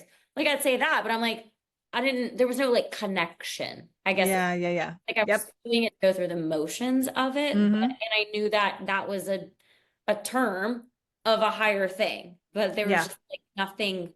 There was nothing there, though. Yeah. There And I was. think too, I mean, I'm sure to him there was. yeah. Like for me, it wasn't like I don't know. I just never really felt connected, and I never really did. I mean, I was raised Catholic also, and went through the confirmation and everything, but even like the CCD classes, Mhm. I couldn't tell. I don't even remember reading the Bible in those. Yeah. I'm sure Yeah. we did. I'm sure we did, but I don't remember. I was so just like detached, and I just had. It's like politics to me right now. Like I just am so disinterested. That is just an Oh, avenue. I like, just don't. careful. They'll Yeah, I know. scream at us for saying Oh, that. I know. Seriously. No, it's not that I'm not interested. I'm very light around that. Yeah. Yeah. It's very heavy world. But no, I don't, it was just, I just felt really disconnected. And I just like don't Yeah. think I ever had a connection with God ever. Yeah. I mean, maybe when I was a baby, but I don't Yeah. remember, but going to church, I like don't, all I wanted was the little wafer, you know, the body of Christ. I was hungry. I'm ready to go home and Yeah, eat. you're like, oh, this weird snack, but Yeah. sure. I told my parents, literally, we were leaving. I don't, maybe it was Easter or Christmas, but we went to church recently, and my mom has started going back to church too. Hmm. So it's been a really interesting journey for the Chase family. But we went to church and I was telling my mom that I was like, Mom, it's so interesting, you know, just like your faith journey right now and mine too. I was like, honestly, all I wanted when we were younger is to get that body of Christ, that little wafer, to hold me over for the next 20 minutes until we could get home so I could eat a bologna sandwich. Yeah. I just started cracking up. She was like, oh my God, No, tell. I remember sometimes too, because at my church when we would, because at Lutheran church they do that too. And I remember like it wasn't usually the weird little like thin paper wafer thing. They'd have like a piece of bread that actually was like kind of good, right? Like I'm like, Oh, I'd be like, wow. oh, this is kind of good little snack, right? Like that was exciting. No, mine was a little paper wafer, basically. Yeah. So Yeah. tiny. But yeah. But Um, but but yeah, what I've like for me, the like connecting to and so one of the things too is like it was, and this was one of the exciting things for me about new age stuff is that I was like, yeah, but I can connect to all these other spirits and like energies. yeah. And those are real things. And like, I don't know, spoiler alert, this might get too intense, but spoiler alert, demons, Yeah. like, and so I'd be like, okay, well, but like I can connect to all these other things. And so for me, like connecting to God, like was a matter of like, okay, I'm going to get into the Bible, right? Because like one of the ways God says to get to know him is like read my word, right? Like so reading the Bible and getting to know God that way. But then just like talking to him, which is a Yeah. form of prayer. And so sure, like I have a set prayer time in the morning when I first get up now, which I've started doing a few like over 6 months ago at this point. But that was one of the things as I was like, stepping more into this journey. I'm like, okay, I'm like, yeah, I yap to you all day long. Like, so it's not like I'm not talking to you, but I'm like, but I see a lot of people saying like talking about the importance of having like that dedicated quiet time. So like maybe I should do that, and I literally asked God, like, okay, I'll do morning prayer, like daily prayer time. When do you want me to do it? And I literally heard 6 a.m. And I was like, my man, I'm like, I don't get up that early. I'm like, I think you've noticed. I wake up when I feel like it. And I'm like, because I'm a princess. And I was like, are you sure? Because I wouldn't like that. 6 a.m. And I was like, okay, then fine, fine. And so like having that dedicated time was helpful for me to really like connect with God and feel God. And some days like it feels like going through the motions, right? But just like with like some days like doing stuff that you like creating content or whatever it is, some days it feels like going through the motions. Like if you're a writer or a painter or something, or dancer, right? Like some days you're not feeling on fire and just like filled with the energy of the thing that you're doing. You're like, no, I have to practice because I have to practice because that's devotion to Right. my craft, right? And so the consistency with that prayer habit, like the dedicated time, consistency with being in the Bible, but then also just like talking to God, like that's kind of the first was the one of the first steps for me for really like feeling God was like the yapping throughout the day. Yeah. And if like a negative thought or if I'm like, I can't focus right now, will you help me?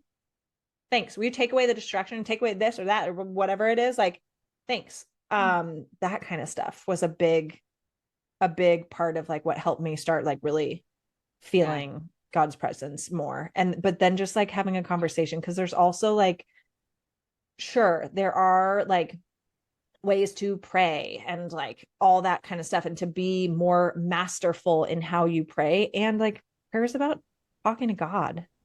So like we also don't have to make it super complicated. It can be either you can like literally be talking to God as like he already knows everything we're thinking and everything we're doing. So like you don't have to spend all this energy to try and like say it in a certain way, right? Or like, Right. oh, this is how everyone says it at church when they're praying, like this, the church style prayer. I have to figure out how to talk that way. No, like talk like how you normally talk. Yeah. And, That's hey God, helpful. like I want to talk to you about like I'm stressed about this and I feel sad and I'm frustrated and I'm da da da da. Like you can also be angry at God and frustrated with God, you know? And so just like talking to God, because it's about a relationship and it's about intimacy. And so being yourself, right, is like the place Right. to start. like No, yeah. that's powerful. Yeah, no, absolutely. I think that that's probably something that I have struggled with is like, how do I say it? Like in the way that, like the Yeah. right way, instead of like, Kelly, just speak, Yeah. talk. And I mean, Yeah. And it can. I've been doing that, but how do you, my question is, because I feel like people have asked me, like just what comes to you, where, like things like that. Like, how did he tell you 6 a.m.? How did you hear that? So I I love that because okay, so I am very energetically sensitive and very intuitive. And again, so like when I was dabbling in a lot of like new age, new thought stuff and a lot of like, other dimensions and consciousness and stuff like that, I could connect with a lot of different energies and even entities. And again, which while they may seem friendly and nice and like they're doing good things for you, they're not Mm, ultimately. And so I've always been pretty attuned to that kind of stuff, and especially more so in recent years. And for me, like so I will have very strong, like I'll have like kind of auditory knowing, like the that kind of stuff. So either where I can almost hear, like it's not like someone says something, but it's like I'm hearing it in my like thought, if you will. Um, but then I can also have like a just a knowing, like a sense in my body of an answer to something. I can also often like see things or stuff like that. Like just like a sign. And I'm not really like I don't really ask for signs anymore, but like when I was like, okay, what time should I do this? I didn't know how that would come through. I'm like, okay, what time, right? But I knew because again, with being really connected to myself, and I believe like my intuition, and intuition is a direct channel to God. And so knowing what that feels like for myself, and knowing like, okay, when I get an answer coming through my intuition, like I believe that's God talking through me. So when I and because I know what that feels like, I'm going to know it's God. mm, And which is different than like, and I'll add another story to this in a minute. And so for me, when I was like, okay, when should I do this? And I like literally, and when I say motion like this, it's because I heard, not as if someone was talking. It was, I don't know how to explain it in a way that really makes sense, but it's like almost like it was and if I use the word psychic download, right, that's me using a lot of these new age terms, but that's the only way to like really, it was like the words in a thought got dropped into my brain over here. Like it was mhm. like, I said, okay, what time should I do this? And it was like 6 a.m. Hmm. That's how it feels for me. It's not going to feel the same for everybody, but that's how it feels to me. And sometimes too, like when I ask certain things, like, yeah, you're not always going to get an answer or something clear in the moment, but I will sometimes know, like I will feel the pull toward what the like God centered direction is. Mhm. And so interestingly, like with asking for signs and stuff like that, I know I mentioned in the beginning, like, oh, this one time I dated a sociopath. Yeah. So that relationship, interestingly, was after I had done all that work, that reprogramming work, that like ancestral work and stuff like that on like releasing the narcissism Mm, attachment, not necessarily through God, through like all the other things that I had been doing, probably a little bit of God as well. But I had released that. And then interestingly, met this man.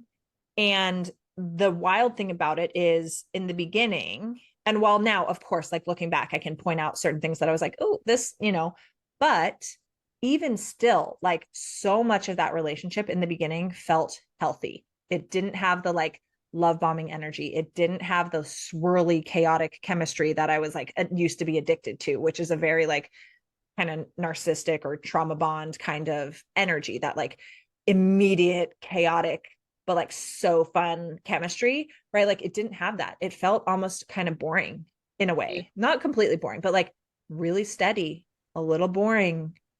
And I was like, I think this is healthy, right? And that's one of the things too, ladies, when you've been used to toxic or unhealthy relationships and stuff like that, healthy might feel boring. Right. It often does, because it doesn't have the chemical push and pull that makes toxic relationships exciting. And it doesn't activate the nervous system in a way that kicks up all those like not good hormones that you think are chemistry and that you think are butterflies. And so this, I'm like, I had just done all this deep work on like releasing the spirit of narcissism and like I did healing all that kind of stuff. And this relationship, like steady, consistent. He was super consistent, a gentleman, like all this kind of stuff. Like, again, like a lot of the qualifications on paper, very handsome, like all this, and I didn't have the like, there wasn't the love bombing energy. There wasn't the like swirly, chaotic, like insane chemistry either, but like steady. And I'm like, oh, this feels healthy. Right. And then I remember at that time, and I was still like doing like new age, new thoughty stuff at this time, thoughty. And I remember asking for a sign and specifically being like, okay, if he's a yes, show me a peacock, like specific, right? I was being specific. And not a yes, like, is he my husband? But I was like, is he like a yes to like talk to for another day or another week, right? Like, is this still a yes? And I think I'm talking to God in this. And I'm like, is he a yes? Literally, I think like that night, I randomly, because I never watched this show, I randomly watched like the Kardashians or something on Hulu. And again, never watched that show. And in the episode I chose to watch, they went to a peacock farm. And I was like, interesting. Right. And then like a day or two later, I did the same thing. Cause now I'm like, let's flirt, universe, and I'm like, okay, if he's a yes, show me another peacock. And then I'm like driving, which again, that's not like a super like, I'm not like, show me a golden retriever that I could see like walking around my neighborhood daily. Right. And I'm driving and I see like out of all places, like out of the back of a garbage truck, or no, it was like a box truck, like a moving truck, but the door was open, and sticking out of like the side of it was a peacock feather. I'm like, no, so weird. So weird. And I did that a few more times, and it happened a few more times. And so during this too, I'm thinking, God is giving me the thumbs up in this relationship. And great, I am doing a great job. Right. And so after, when things like happened, when things like fell to crap, which is like, I have to record an episode on this on my show. In retrospect, right? Because things started to get weird. We dated for like 3.5 months or something. And in the last few weeks, things started to get weird. And I was like, something's going on. Like something is going on. And I'm missing, like, something's off. Something's off. And then it all like came to a head in a really dramatic way. And I found out a lot of insane stuff. Basically, this person was a very good pathological liar.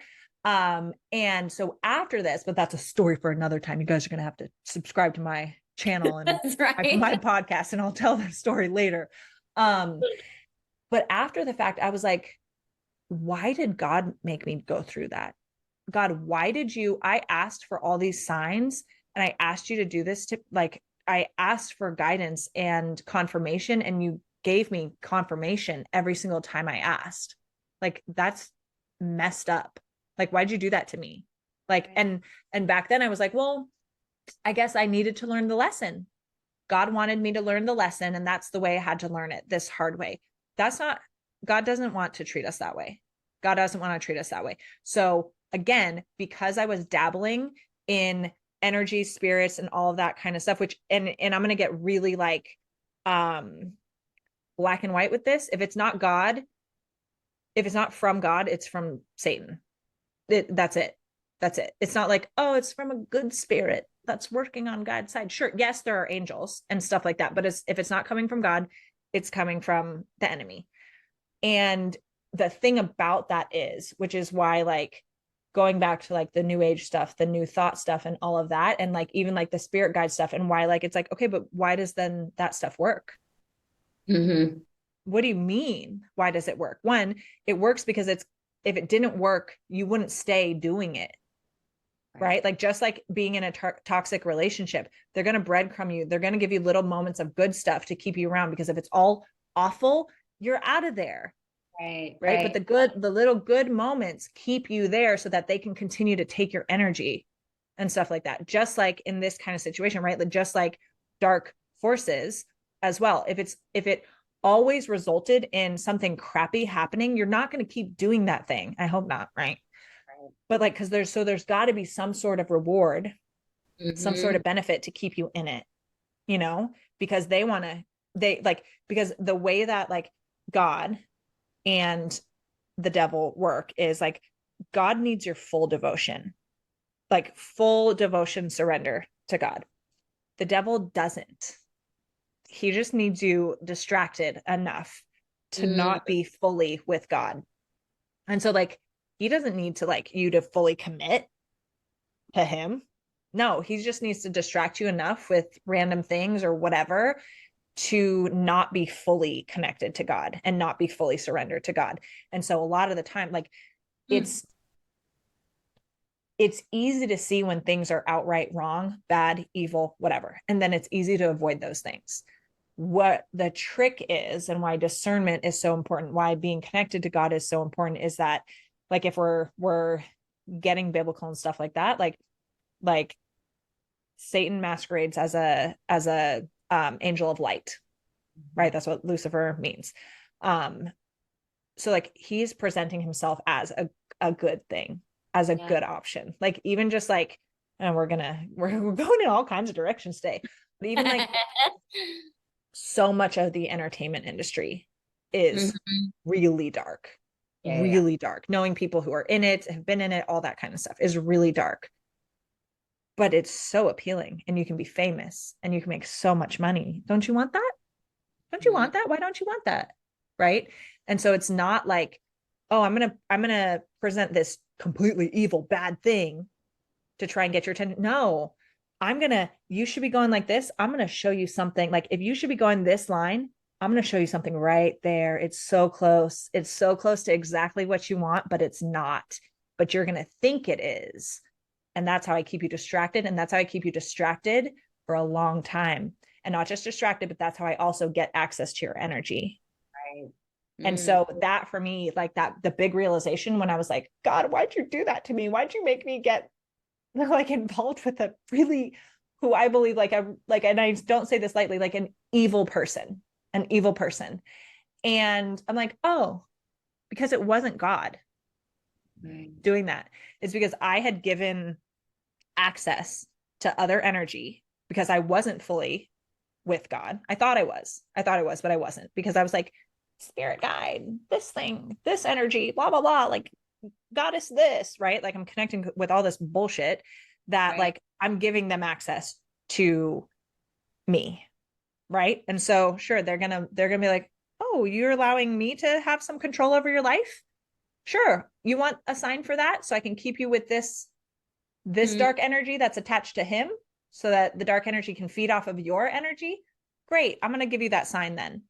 And so that for me was like, oh, that wasn't God doing that. God doesn't want us to learn. Like, sure, sometimes that's the way things happen, but like, God doesn't want us to go through like immense trauma. Sometimes, sure, because it grows our faith, but like that sort of thing, like, I'm like, oh, that wasn't God giving me signs to stay in a relationship, because I know that if I'm was genuinely asking God for guidance and for signs, that he would have given me signs to keep me safe and protected, not signs to go deeper with somebody who is a very dangerous person. Right. Yeah. Sorry, I'm like, just threw so much at you. I'm like, weren't we talking about dating? I'm like, if it's not God, it's the devil. You guys. Also relatable. I mean, if it's a nice guy, Hey, or if it's hey, we did. There we go. Full circle. The sociopath I dated. Demon. I'm joking, but you know, there's one. There's one living in him. Hilarious. Oh my gosh. Yeah. Wow. I know I can like talk to you forever about this. Well, we have time tomorrow too. Yeah, unless there's we can keep going, but yeah, I know it's so fun, all this stuff. It is fun. No, it's getting late here in Atlanta, so I probably I know wrap it up, but I would love to. But yeah, tomorrow we're gonna chat it up. We're gonna keep going. Yeah. Keep going. Absolutely. This is so fun. It's just fascinating. Like you were saying about, okay, why, you were so curious into all these other modalities, right? And like teachings and whatnot. And then like, why wouldn't you be studying something that had been a part of your life for so long? So so I'm like, maybe I'm not like all on, I don't know where I'm at with everything, but I'm curious and I'm interested. So it's like, and that's okay to not know where you at, or be like, I'm not calling myself a Christian right now. That's okay too. Like you're opening the door, you're curious, and that's where you are. Cool. You know? Yeah. Well, and I am talking to God more. So I do like myself. Yeah. But yeah, it was something for me where I was like, am I that arrogant to think that I've like, don't like, one, I don't know my Bible well enough and clearly God well enough to not know that these things are, or I don't know God well enough and my Bible well enough to know that these things are incompatible, right? Like, I'm like, if I knew my Bible better and my God better, I would know that this stuff that I'm dabbling in doesn't jive with what I say I believe, right? Like, okay, you're being a little arrogant, right? For me, right? Like I was being a little arrogant there, like, oh, you've and I wasn't consciously thinking like, oh, I've done all the research, because absolutely not, right? Like absolutely not. But like my like superficial, like however deep my understanding and knowledge was, I was like, well, that's good enough. I need to expand my consciousness into all these other things and like all these other practices and modalities. But then also wasn't looking really closely at where all of those things came from, right? Because I was also like, I was doing a lot of beliefs and things that are part of the occult. Yeah. That is satanic, But again, the thing on its own doesn't look bad. Doesn't seem bad at all. Right? But I'm like, oh, wait, but that thing that I'm doing that doesn't on its own doesn't look bad at all. Doesn't look bad at all. And it's helped me a lot. If I look deeper into where this actually came from, I'm like, what? That's not good, Like, and so even those sorts of things, I'm like, why wasn't I getting more curious to understand, right? What was deeper with all of this stuff? And the other point with it too, and I'm really proud of myself, because I told you like 2 years ago, a year and a half ago or so, I started like the Bible from the beginning. I like last month finished it. I finished it all the way from beginning to the end. It was so cool. And I'm like gonna start it over. And I listened to it. So like I'd listen to it while I'm driving, or like in the morning sometimes, like, whatever. But that was another thing too, where I'm like, and got this in listening to it. I'm like, there is so much to dig into in the Bible. Like such cool stories. There's plenty of boring stories too. And plenty of books where I'm like, this is a whole book about how to build the temple. I'm like, I know it's important, so I'm not dissing it. I'm like, this is boring as heck. I'm like, like, oh, measurements. I'm reading a construction manual right now, right? Like there's stuff that's boring. There's stuff that's boring. It's okay. But there's also so much that's so cool. There's also so much in the Bible that's supernatural. So all the extra dimensional things that I was like so into and so curious about. I'm like, there's plenty of that in the Bible.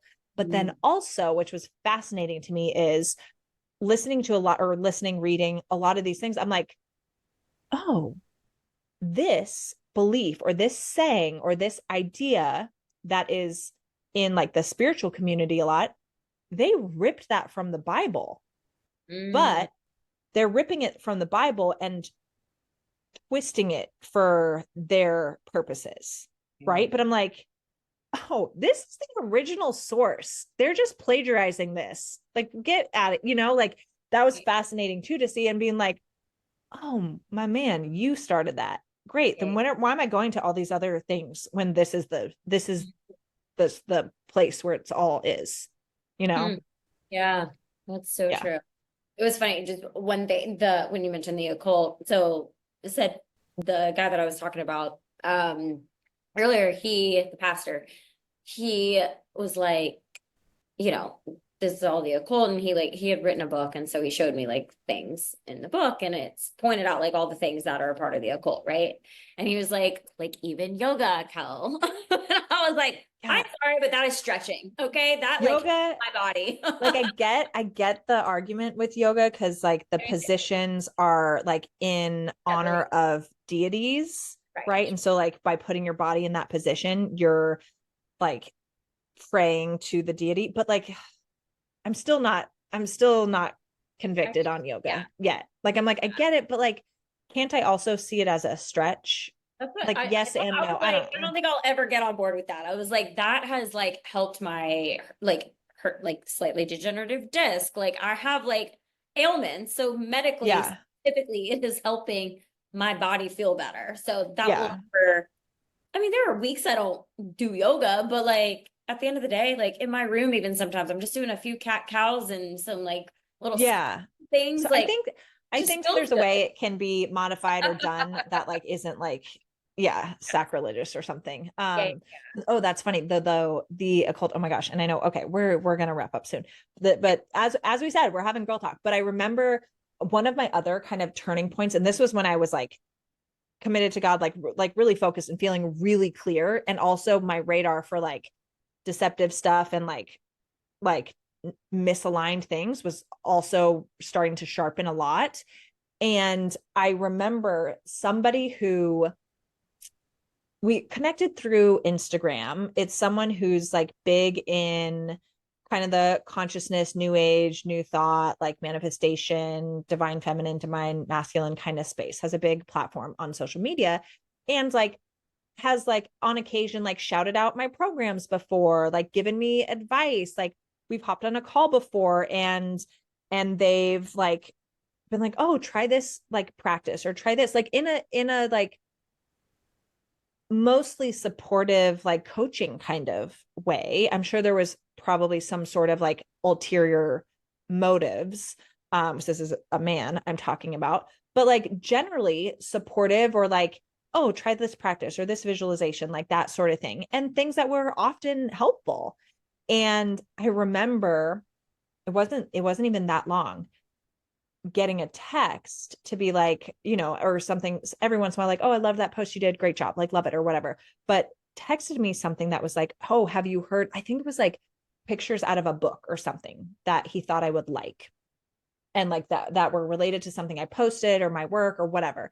Texted me pictures like out of a book, and then said what it was, or like, have you heard of da da da da da da da, and mentioned Aleister Crowley, who's like a like known like Satanist, occultist. Okay. And I was like, no, I've never heard of this. I'm like, isn't he like like what, or wasn't he like like the big like not like starter of it, but like a major like Satanist sort of thing, like occultist, like, because I'm like, I don't think I should be taking that knowledge from that guy, right? Like, why are you sending me this? This seems weird.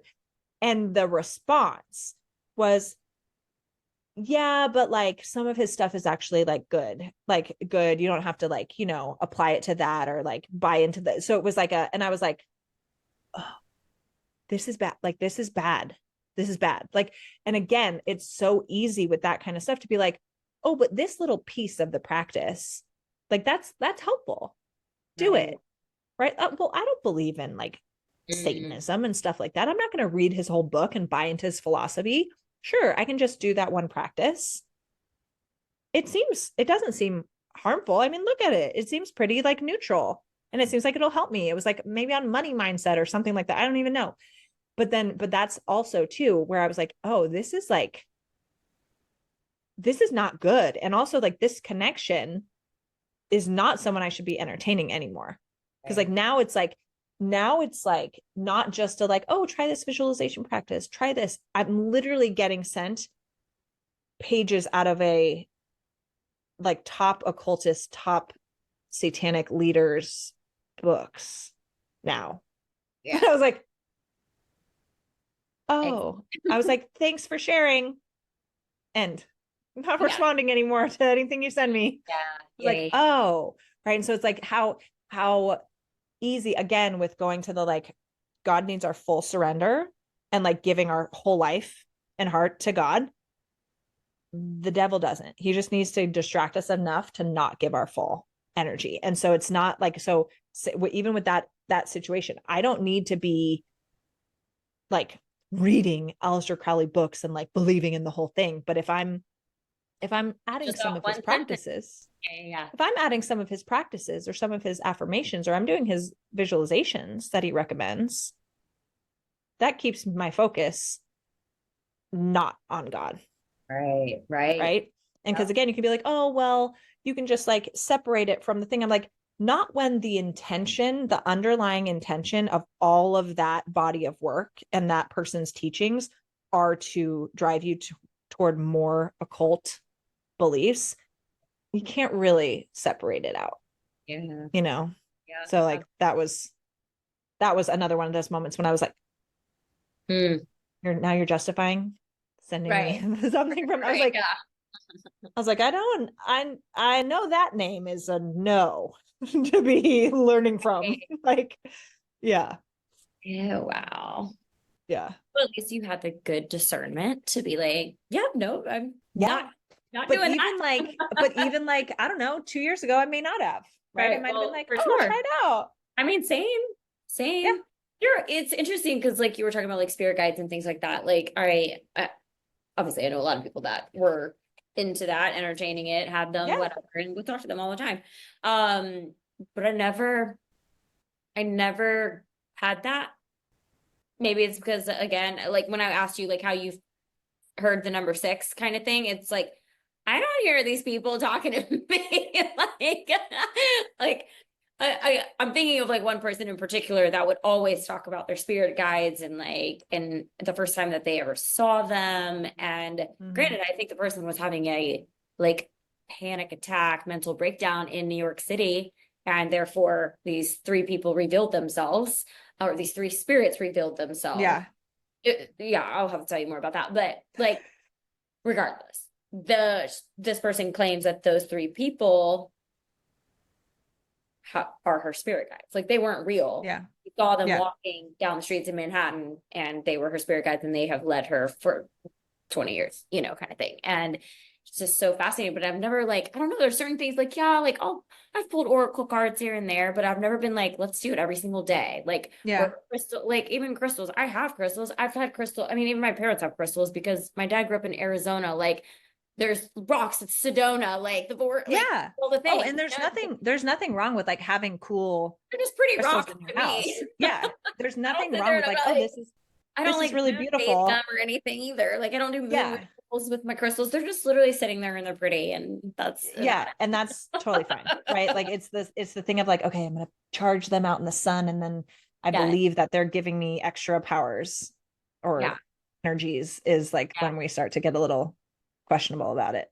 But so it's interesting that I've never like really felt this like super strong pull with certain things in that realm, new age realm, I guess. I mean, granted, obviously I've studied a lot of it and Yeah. have the things, but I practice, I don't know. Yeah. I don't know. Yeah. Here and there. I'd use the tools when I felt they were appropriate to use them. Let's put it that Right. way. Like when I felt Right. like Yeah. so interesting. I don't know. It's so fascinating. It's all so it's so fascinating. But yeah, but that's one of the things too, is like, I like, even having recently like completed listening to the Bible from start to finish, like just like consecutively, like I'm like, oh, there's like not that I will never read anything else, obviously not, like I'm, but I'm like, So, like there's no reason for me, right, to get bored of getting my spirituality from here, right? right. Like, and like from like in a biblical foundation, like literally, like you can get so much out of like 2 sentences of the Mm, Bible in certain places that it's like so cool. yeah. Like there's so much to dig into. Oh yeah. And I don't know if you have, but if you haven't, like I started watching, me and my man started watching The Chosen Yeah. this year. I love it so much. It's so good. I started because a friend of mine recommended that I watch it, and I think I watched about like 10 minutes of it, and I was very checked out. So I wasn't focused, Yeah. or The it beginning, wasn't catching my interest enough. yeah. I remember the first couple episodes were a little slower. Um, we're in season 4 now, I think, and it's definitely, yeah, I would Getting say better. it's for sure worth it. But yeah, when I started it by myself Yeah. initially, I was like, this is kind of boring. Like I'm kind of, Yeah. I'll have but to it make is really I'll have cool to to make like see. It's really cool to like see the stories like put in that visual way. So Okay. Okay. yeah. Well, I'll check it out. Well, tell everywhere where they can check you out. Oh my goodness, you guys. How can You I find can, you? Thank you so much for yeah. being here today too. Absolutely. This was awesome. This was awesome. You guys can find me everywhere. I'm really active on Instagram and on TikTok at Lauren Salaun. So it's just my first name, last name. That's Salaun for my last name. And then one of the things, if you guys are wanting support on feminine energy embodiment and like how you can activate a man's masculine energy, I have a really, really awesome texting guide. It's called Text Like a Queen. And it is on my website, laurensalon.com/text dash like dash a dash queen. And you can also, if you go on my Instagram or TikTok, it's all linked there too. But that's like, it's such a good juicy guide with like almost 100 different text messages that you can send. And it's not just for texting, right? You can say these things too in a conversation or in person to like, stay in your feminine and activate a man's masculine. And it works if you're just dating or even if you're like in a relationship or married as I well. love it. Yeah. I love that. Ooh, I should probably Thanks. download that. It's really good. Just as a refresher for my brain. Yeah. I feel like I'm in a really good place right now. I'm like honoring boundaries, and we're not touching stoves anymore.